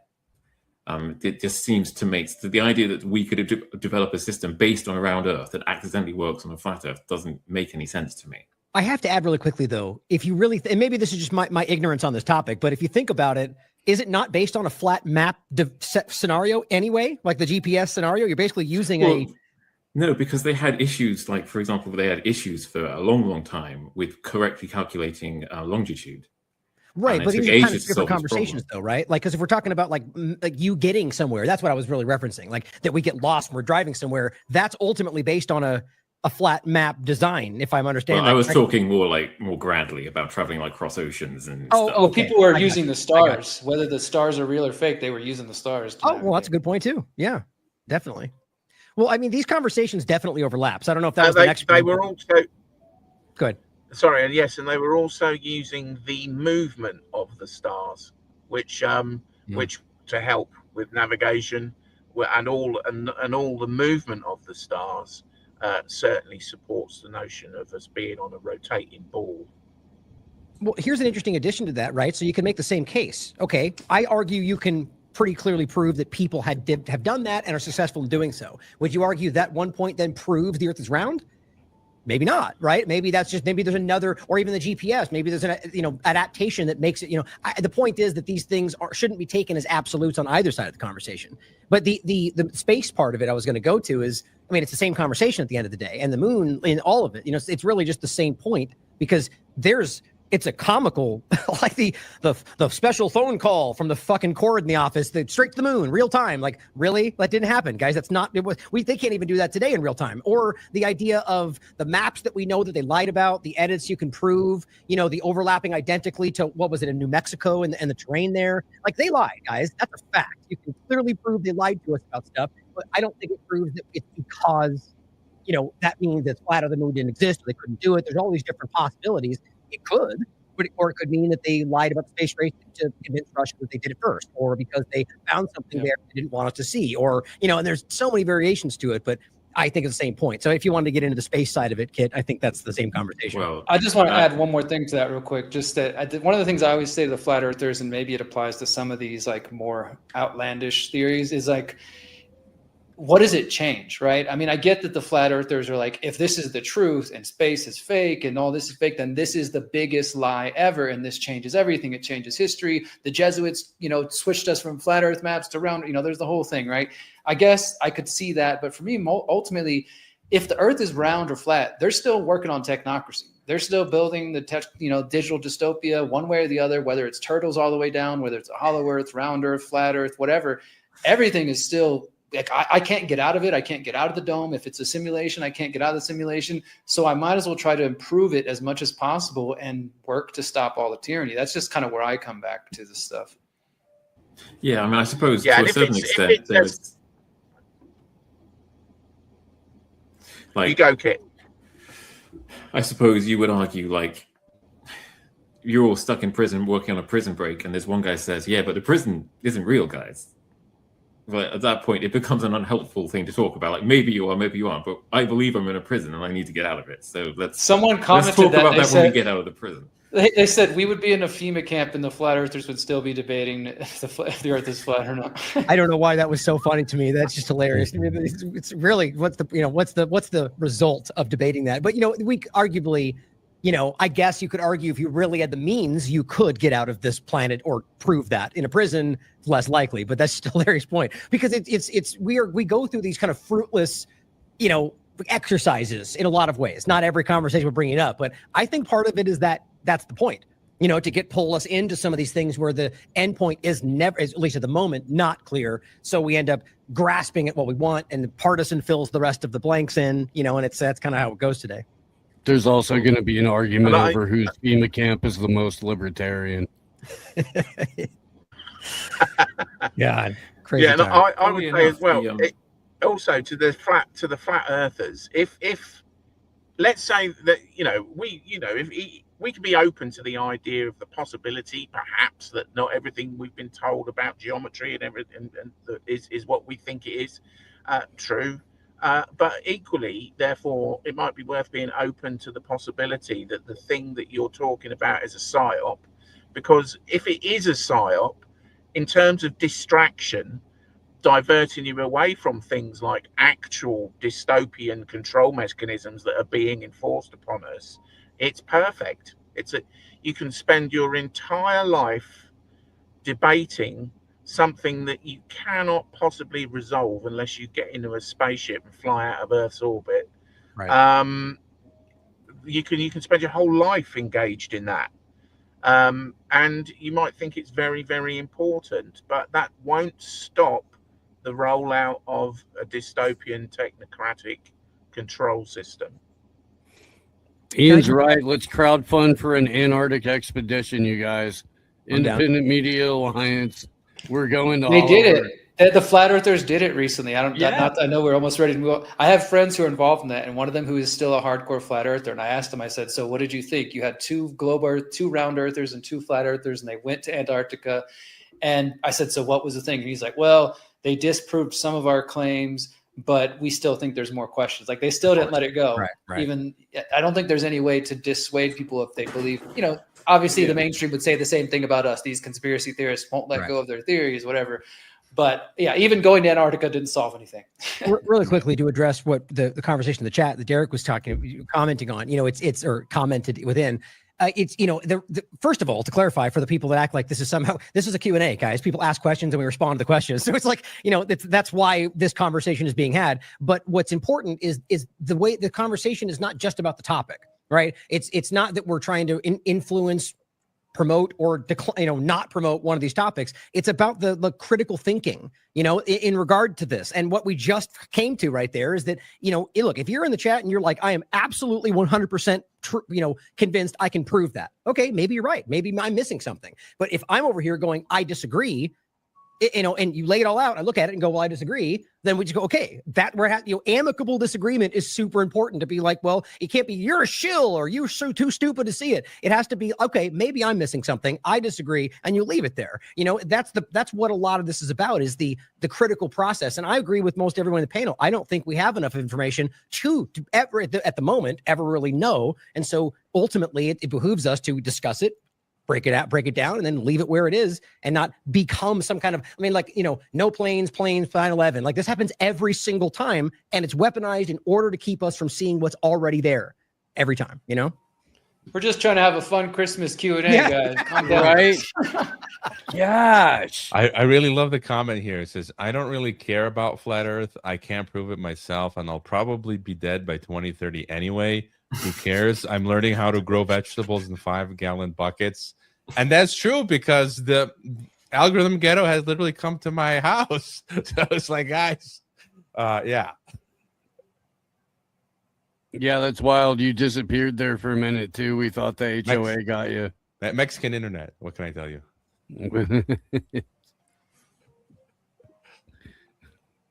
Hrvoje has got to give up the biometrics. No more internet for you. That's a definite possible outcome over the next few years, and they're hammered down full speed ahead towards the 2030 nonsense. Just what the Trump administration has done in the last 10-11 months in terms of setting up the techno state is immense. And it's all stuff that even during COVID, when they were trying to lay out the framework, it was like hard to see how you could get people to come around to it. And they didn't even bother with that. They were like, nope, we're doing it. If you want to work, you got to do it. If you want to get on the internet, you don't have a choice. No, there's no public comment. No, what vote? No, not on this. And people are still walking around pretending that they have a say in their government, or that their government has ears to hear their voices.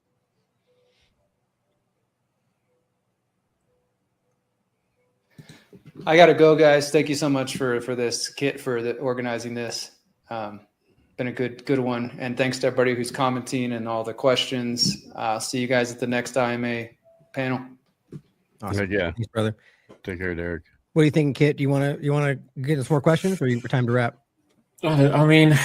One more weirdest question you got. Yeah, I'm afraid it doesn't get much weirder than the flat Earth question. I'm afraid, and we touched on the moon landing stuff. Oh, already. I could pull up some. I'm just kidding. You gotta spend more time with our chat, man. How much longer does everybody want to go? Because I've got 3 questions I think we should get to, but most of them can be quite quick. Fire away. Yeah, go for it. Okay. This is one not for me because I don't have any kids, but dear IMA panel, how do you tackle the deceptive Santa brings the presents and other little lies and fantasy lore about elves and other spirits around the Christmas holidays with your children, nieces, or nephews? I turn it into a military display, and I have elves coming down from the rooftops on, like the U.S. government just did. Now, I don't have any children, so I don't necessarily, I dated a girl who had a 2-year-old and a 4-year-old for a little over a year. So I had somewhat of experience with that. I didn't really engage with I pretty much just went along with that point because I wasn't the original parent with the pretending of it. But I'd like to think that if so the question is, I guess, do you pretend they're Santa Claus? Did I take that correctly? Yeah, basically. Okay, so, I think I would, if I had children, I would do the, Santa Claus thing. The role play, because I just feel like there's a good experience with that for children. I don't think there's a benefit to being like, it's not real when they're far too young to understand what that means. And then at some point when they're getting older, maybe before the usual, just not let it become some awareness all of a sudden that it's not, and explain, what my mom did with me, it became sort of like an overlap to, it's it's Santa's the spirit of Christmas. And so it's always kind of around us kind of a thing when I was just understanding, and that kind of carried it further than just as an entity. If that makes any difference to people, but I do think there's some value to it as a younger person. Go ahead. I'd agree with Ryan. I have kids, and for example, the tooth fairy thing. Before I even had a chance my wife was already doing the under the pillow thing, and I was like, no, I wanted to tell her there was no tooth fairy, and it was too late. But I kind of agree with you that I think eventually they're going to realize it's not true. And anyways, I tell them all this stuff about like the government, and but they're growing up in this magical sort of vibe moment. Yeah, and I think that's really cool. And like all of us, they're going to realize, okay, yeah, it wasn't real, but we're having fun. So yeah, think about what you're taking from them. Welcome to the fucking technocracy. Like when you're 4 years old, it's like welcome to the shit. It's pretty crazy times. It's like let them enjoy their childhood for a little bit. Now, kids, Santa represents the surveillance state. That just sounds terrible. And the red and You black didn't are the realize colors that of Santa- Luciferians. Yeah. He sees you when you're sleeping. I just told the kids that. I just told the kids that Santa Claus was a merchandise marketing product from Coca-Cola. That's what I said. Now I remember saying we set up we convinced the kids that that we had a surveillance camera because we wanted because the whole question of whether or not Santa Claus was real. So we pretended to set up a surveillance camera that we were gonna record Santa Claus, and then I got dressed up and videoed myself coming in and putting and they didn't fool them for a second. They just said, "Well, that's you." Like, Dad, why are you in the Santa outfit? Yeah. Yeah, well, yeah, all right. Well, I tried. He's you asshole. Now he's not coming. Can we see that video? Yeah, seriously. Yeah. Right? Do you still have that? Yeah, that'd be great. I would like to add that to my intro. I don't know, maybe somewhere. To the point, though, I'm estranged from my former partner, so getting hold of it might be a bit tricky. But Nice excuse. Yeah. But to the point, though, that Ian brought up, and maybe kind of the point of the question, there are, like, from a religious perspective, there's a deeper meaning behind what we're discussing. But even then further to understand that even the very day is not even actually lined up with like the actual biblical day. There's a lot of like changing if you understand this. But the point would be more of the celebration, right? And so Christmas today is a consumerist thing that's been turned into, not at all what it was originally about. But your point is actually easy to look up. Coca-Cola is the one that made the fat, jolly. It was the original Saint Christopher was a thin figure with, still had the red to some degree hat. And, what I say, Christopher? Sorry, Nicholas. Yeah. And so it's important to think about how that was used and what that drives. But it's a very different thing to like take that away from a child. And, you could raise them in a way that was in the right direction and not lean them into the consumerist side of it. But that's very difficult today with what schools they go to if you're into some, larger school. But I think it's worth knowing that and at least trying to overlap that with what that is for children. There is definitely a rise in the sort of like brutal honesty parenting. People say, I'm not going to ever lie to my kids. And I don't have kids, so I feel bad saying it. But like, I know that I wouldn't agree with that. I mean, yeah, I agree. I would feel, and I know that this is what my parents used to say, that your job as a parent is to basically slowly introduce your children to stuff and you can judge on a one-to-one basis, child by child, what they're ready to hear and what they're not ready to hear. And you don't ever have to tell them, Santa doesn't exist, like, because they'll sort of slowly fade that out on their own. I think that's a really good point. That's a really good point, because there's nothing wrong with kids having a wonder about something and wondering about whether something or not is true.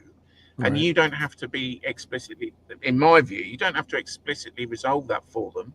In fact, why should you? Let them figure it out themselves. That is an important part of right. I just got a good growing idea, up. Steve, really quickly. What if you start like you have your first conspiracy, opening the door for your children to be like, leave some clues. Maybe Santa Claus is not what you think, and like open that door to get them critical thinking moving. If you could do it in a way that wouldn't destroy that kind of childlike part of it, just fun thought. But yeah, sometimes it'll piss a kid off. Sometimes it doesn't. Sometimes they're like, I outsmarted mom and dad. And it pisses the ones off that get dragged. When you're like when it goes on way too long and they try to pretend, like when there's a point when you can clearly see that there's a little bit of, you know, discernment going on, then you got to kind of open that door. But that you get pissed off when you have been fooled and you're like, I don't know, what's the oldest kid you know, or oldest age you think makes sense for a kid to still believe it? You know, it's like that's pushing the boundary. I suppose you also have to say, like, what are we talking about here when we say Santa doesn't exist? Because obviously, you know, North Pole Santa flying around.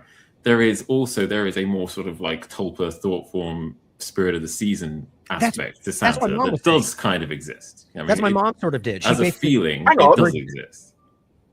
Hang on, are you saying Santa doesn't exist? Well, we found our age, guys. I have some documents here in front of me from some very high-placed sources within the federal government, and they're telling me that their elf network has responded to them that there's a massive threat to the reindeer. It is being monitored.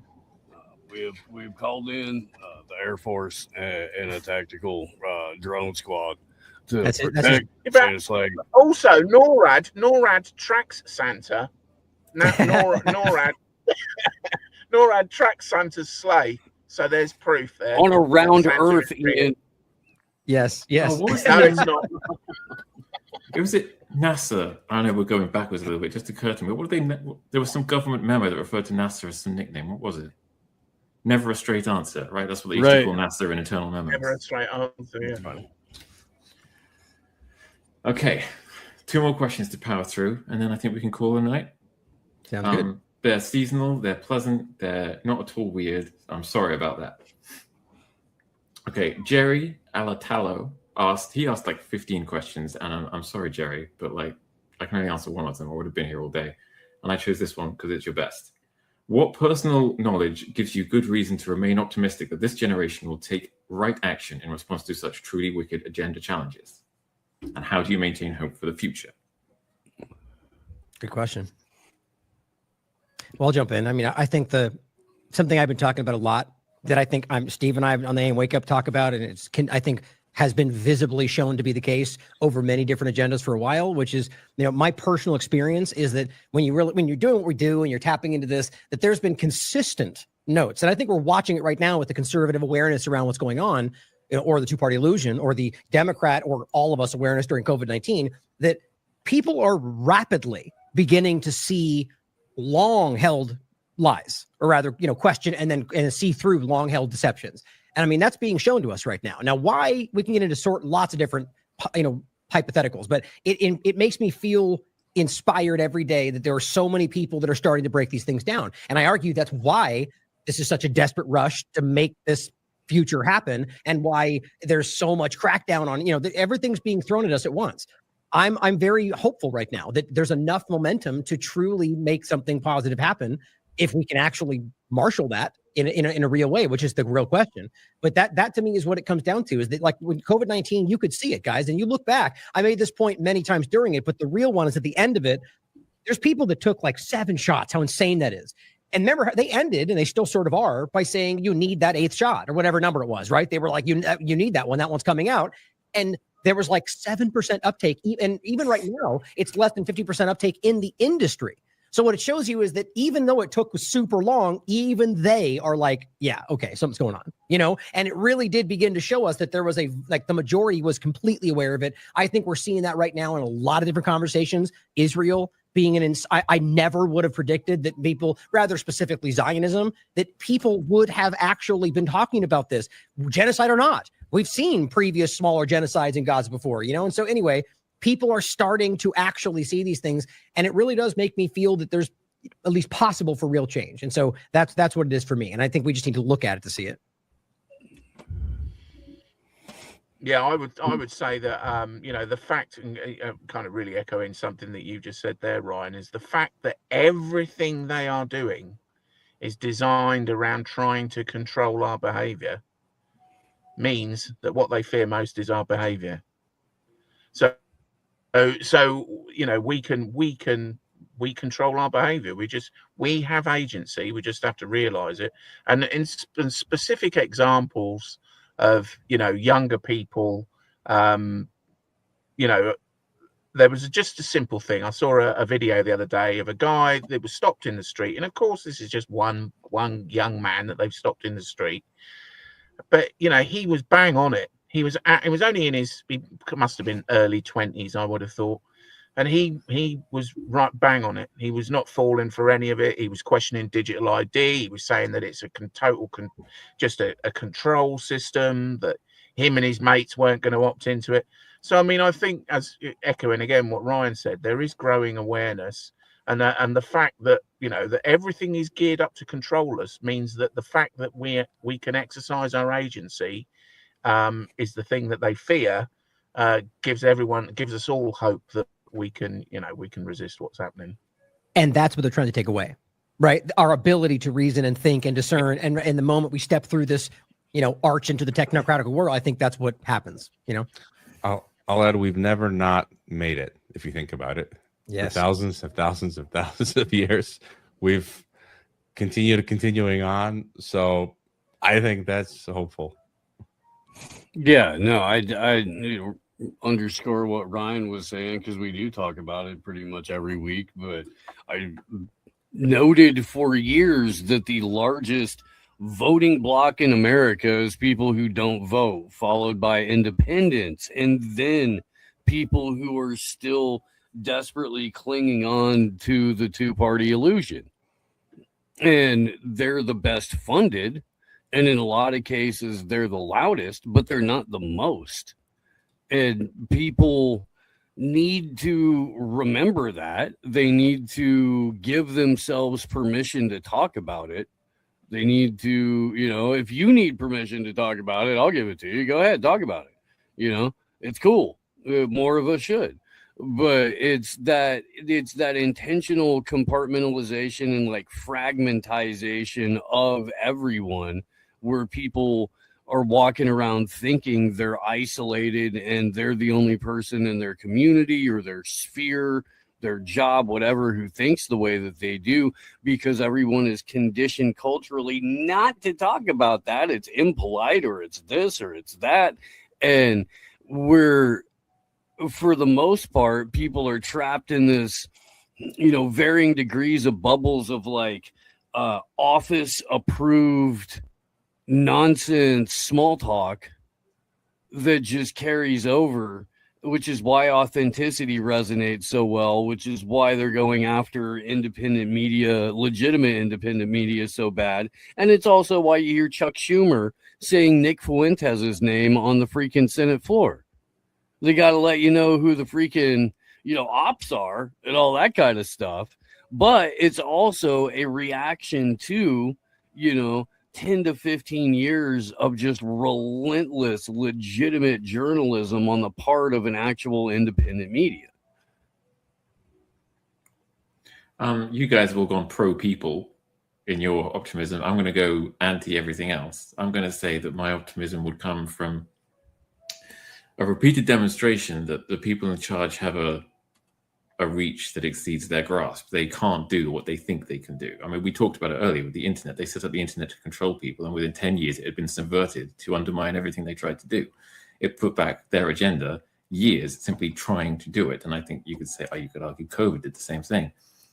And this is a comparison I've probably made loads of times, but if you look at psychopathic individuals, serial killers, kind of people that take out a $20 million life insurance on their wife and then kill them the next day, psychopaths are limited by their own limitations. They have a neglect of empathy and a neglect of imagination that means they can't succeed. There are inbuilt limitations to the psychopathic system that won't let it succeed. And that is what I would take optimism from. I like that. Well, enjoyed the conversation today, guys. Yeah. One last question. Oh, sorry. Two last questions. This is a nicer question. This one is just for me, and it's from KBBB, and it says, "What news of your missing cat?" And unfortunately, there is no news of my missing cat. Oh, sorry to hear that. Maybe Christmas miracle, he'll be on my couch with a tartan ribbon around his neck come Christmas morning. But actual final question. Something lighter in the spirit of the season. What is your favorite Christmas tradition, media, song, TV show, or movie at this time of year? Christmas Vacation. Grew up with that. We used to watch it every single time. You know, it's a classic for my family. So it's pretty much that and like Christmas Story. And you know, honestly, because of my mom loves Elf, so we watch that every time too. But pretty much those first two are the ones that stick with me for movies anyway. But like Trading Places, if it's adults, that's a Die Christmas. Hard. You gotta love. Well, I mean, Die Hard is a Christmas movie. It is. I think we're watching like King of Kings this year, but Christmas Story is phenomenal. Right. I remember when I was a kid, there was like a Muppets Christmas movie that we watched for a bunch of years in a row. All works. Right. As long as it doesn't have Tim Allen in it, you're all right. Yeah, I like Santa Claus. That's a good one. It's a pretty well done movie, actually. It is pretty good. Go ahead, Warren. Ryan said Christmas Vacation. I thought you meant like Christmas Vacation, and for me, that's actually part of the tradition is going on a vacation for Christmas, which I am this year, and just Home Alone was classic, and it was filmed not far from where I grew up, I believe, in Illinois, and I was gonna say just being around neighborhood. Yeah, I think just being around friends and family, just kind of like unplugging, forgetting about the technocracy, and just good food and drink, whatever that means for anyone. And so I echo the. I like anything that it. Go ahead. Yeah, definitely it's the family thing, and definitely I like anything that is not a musical. As long as it's not a musical, I'll be all right. I can sit through it. And the best thing about Christmas is cheese. All the different types of cheeses. That's my That's a T-shirt right there. How are you not selling that T-shirt? And they say that white people don't have culture. Hey, Ian, have you seen the musical with Will Ferrell and Ryan Reynolds? It's the newer one. It's actually about you might like it. It's not bad. It's actually pretty funny. No, I won't like it. You'd be surprised. No, trust me, I don't like musicals much either, but this one it's just funny. It's well done. It's pretty funny. It's like I don't think I haven't explained myself fully. Musicals make my flesh creep. I can't. It's another T-shirt. I can't stand them either. Honestly, I cannot stand them. Well, to be fair, this is like somebody making one to make fun of, you know, in essence, it's Will Ferrell and them sort of making a mockery of this idea. But I get what you're saying. What was the other? Well, I really like Will Ferrell. Yeah, he's funny. The closest I'll get to something like that is like. I'll give it a go. Really like Will Ferrell? Jesus, Ian. I feel like I don't even know you anymore. Anchorman is just one of the best films ever made, I think. Anchorman's great. I love it. I do like Will Ferrell. I find him funny, and my wife hates him. And I don't understand why. I thought the most controversial thing we were going to talk about today was the fake moon landings, and it turns out you guys all like Will Ferrell. It's like I said before, comedy is subjective, but clearly it's a you know what for me it's growing up like Adam Sandler kind of a thing. Like what's weird is when you get to a point today where which has happened to probably all of us, where you're doing politics and worldview, all of a sudden you're going, man, that guy sucks. Like in his life he sucks, but he's really funny and you know the music's good. You know that happens a lot today. But I'm not even saying that about them in particular. But for those that may dislike them for one reason or another, it's more about just that growing up with it. You know, and there's so many of those examples for me. The humor, but I really do find it funny. Like there's something about his sort of shtick that really just makes me laugh, and I think what do you not like about him out of curiosity, Kit? Will Ferrell? I think I feel about Will Ferrell the same way Ian feels about musicals. That's funny. For some reason, he just gets on my nerves. I can't help it. It's probably something that just rubs you the wrong way. Everybody has person like that. And sure. Like I heard somebody say that about Hugh Jackman the other day. It's like somebody's, I'm not a huge Hugh Jackman fan, but the idea of having that strong a reaction to it, it's like somebody saying, I really don't like beige. Yeah, beige is disgusting. There's nothing polarizing enough about Hugh Jackman to have that reaction to him. There really isn't, man. I don't know. I think John C. Reilly is superior to Will Ferrell, but that's personal. I might agree. Reilly is a fantastic actor in general. Yeah. Well, so is Will Ferrell, though, to be quite honest. If you've seen, he's got some very serious roles that I think are really well done. But I would agree. He was in that thing about the remote. Brought up Adam Sandler. I was thinking about how much we all wore the heck out of and just loved that they're all gonna laugh at you comedy special of his when it came out, and just how 90% of the jokes on that now, if you ran it back, you'd be like, right, okay. You know, and we were just howling over it back in the day because it was just, we'd never heard it. We didn't, yeah. It's for the time, you know, it really was. It was a different, like, I mean, I've said that about, I make the joke about Teen Wolf. I love that movie when I was a kid. I remember watching that, like, however many years later, going like, what the fuck is this? Like, this is the dumbest thing I've ever seen in my life. Surfing on a car, you know, whatever it is, it's really ridiculous. It's a guy who turns into a wolf and everyone's like, yeah, that's normal. But whatever it was at the time, it was just like, that was a hip movie. It was big. It was a big movie. You know, it's who knows why, you know, Dr. Steve Brule, they mentioned in the chat. I would just like to say that the worst website in the world is Rotten Tomatoes. Yeah. Because the people that review movies on Rotten Tomatoes, you know, they're looking for character depth in an Arnold Schwarzenegger action film. Yeah, that's not, you know, that's if that is what you're expecting, that's not going to work for you. It's just do you know how the rating system on Rotten Tomatoes? Do you know how the rating system on Rotten Tomatoes works? It's the most crooked thing on the internet, and that is saying something. Like, to get an 87% fresh rating on Rotten Tomatoes, what that means is that 87% of the people who reviewed it gave it a positive review. So if 87% of people give it 51% out of 100, it gets an 87% rating. That is it. It is the most, and it was deliberately set up that way a few years ago when I think it was Captain Marvel and Ghostbusters, the female remake of Ghostbusters came out. They totally changed up the Rotten Tomatoes system so companies could boost their movies. Add a few bots to the mix, and guess what? We tipped it over to 47%. Exactly. I don't actually answer the question. So Christmas, it's what's weird about Christmas things also is that, like, something that isn't at all Christmas related can become a Christmas thing in your family just because you happen to watch it at Christmas. Like, there's this series in the UK called The Last Kingdom, which is about Alfred the Great, and because we just happen to watch it at Christmas, it is now a thing we watch at Christmas. But I would say in my family, there are two things that summarize British Christmases the most that we watch every year, and that is the animated movie Arthur Christmas, which is great. It's a really wonderful movie, and it is the Christmas special of a sitcom called Peep Show, which is angry and bitter and awful, but very Christmassy. Yeah, I mean, well, it's funny how the movie it's a cultural point right now that all of us were like, the movies we like for Christmas is, you know, they laid out 4 different points right there about different things, but it sits with you, you know, there's these memories with them, but the family part of it for me is always like the, you know, really not even going out and doing things like we used to love to go out and get a Christmas tree. That was one of our, you know, go and actually cut one down. But later we ended up going like, we don't like cutting down a tree anymore. So we ended up going with like the, you know, the fake ones, but I missed that. I missed the idea of going out there and getting dressed up in the snow and getting hot cocoa and a caramel apple and cutting it down and bringing it back. Like we did that every single year for a really long time. Those things like that just, you know, that's, I mean, almost to the point to where in our lifetime, we may get to a point to where those kind of things are memories of things that don't exist anymore.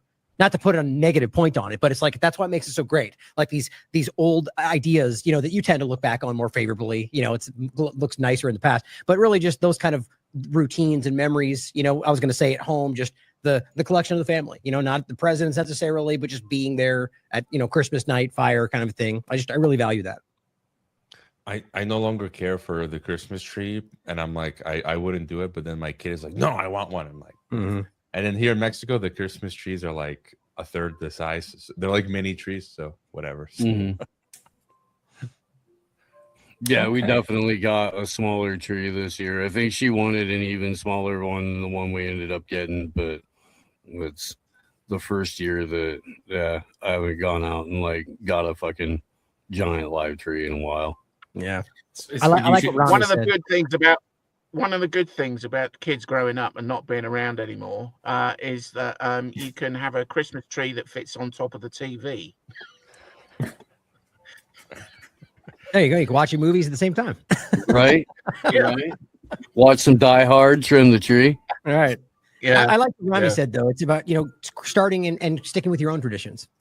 Create things for your family, like Kit was saying. Do things like that and create your own and start those kind of things. That's nice. Does anybody have any closing thoughts to wrap up? Man, it's hard after such a nice finishing point. I'm like, back to the terrible world that we're living in. We don't always have to have closing Let's thoughts. pretend there is no terrible world. Right, Okay? right. Let's just say, like, I can't think of anything to say. Well, There's no terrible just- world. just- I can say. go ahead, Ian. It's a terrible world in one sense. In that we suffer the rule of idiots.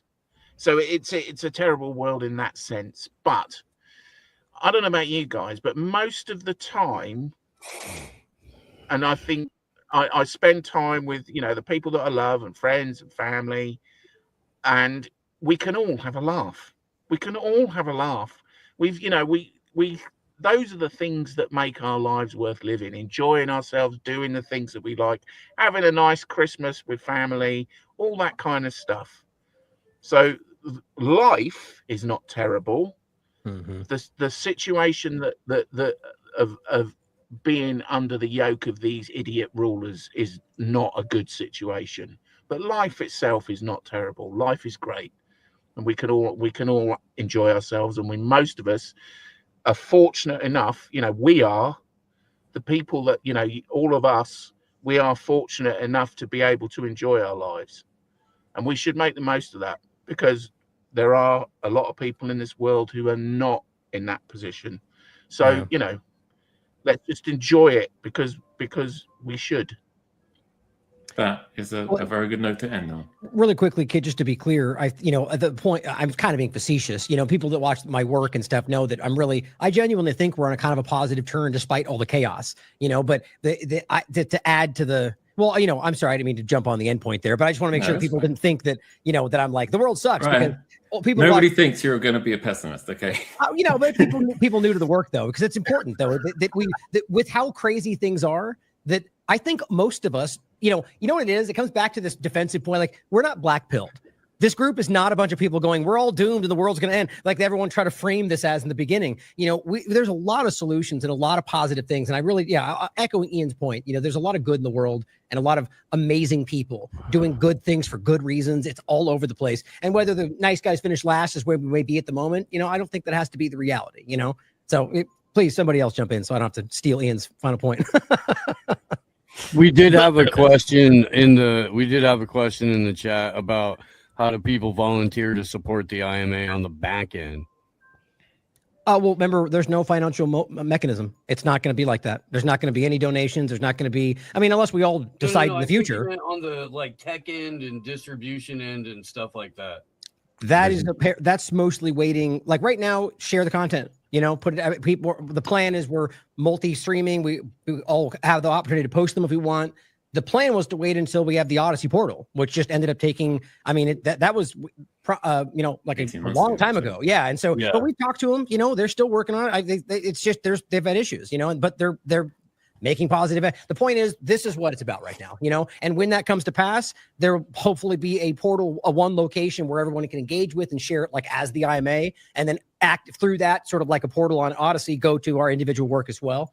But support it through just sharing the different work. And if you like a point somebody makes, go donate to them directly. Even in regard to like IMA and people and stuff, it's kind of been sort of on hold because of that. And once that stops, then we have, like, I originally wanted to bring somebody on to like highlight a smaller content creator. There's lots of stuff that we talked about, but it kind of got put a pin in it until we got the portal. That's where it kind of stopped. So right now, just, support the work like we're doing, share the individuals, but I appreciate the support, guys. We all do. Yeah, it's good to have such an active chat that's been rolling along in the background as well. Yeah. Thanks all you guys for watching, and shout out to my chat in particular for being on your best behavior today.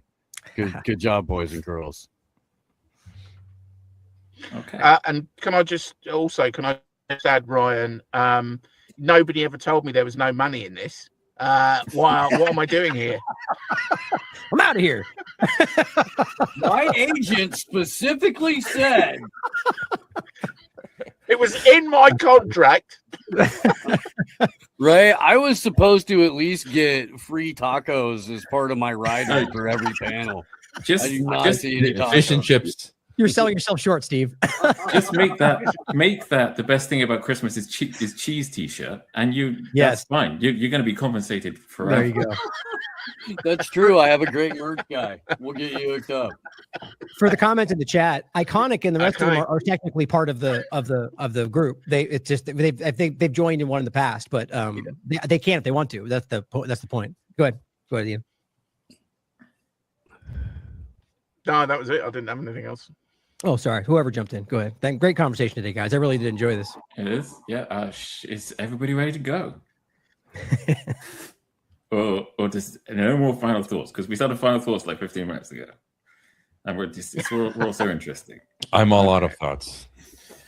Okay, well then that wraps it up. And from all of us at the IMA, have a very Merry Christmas and all the best for a new year.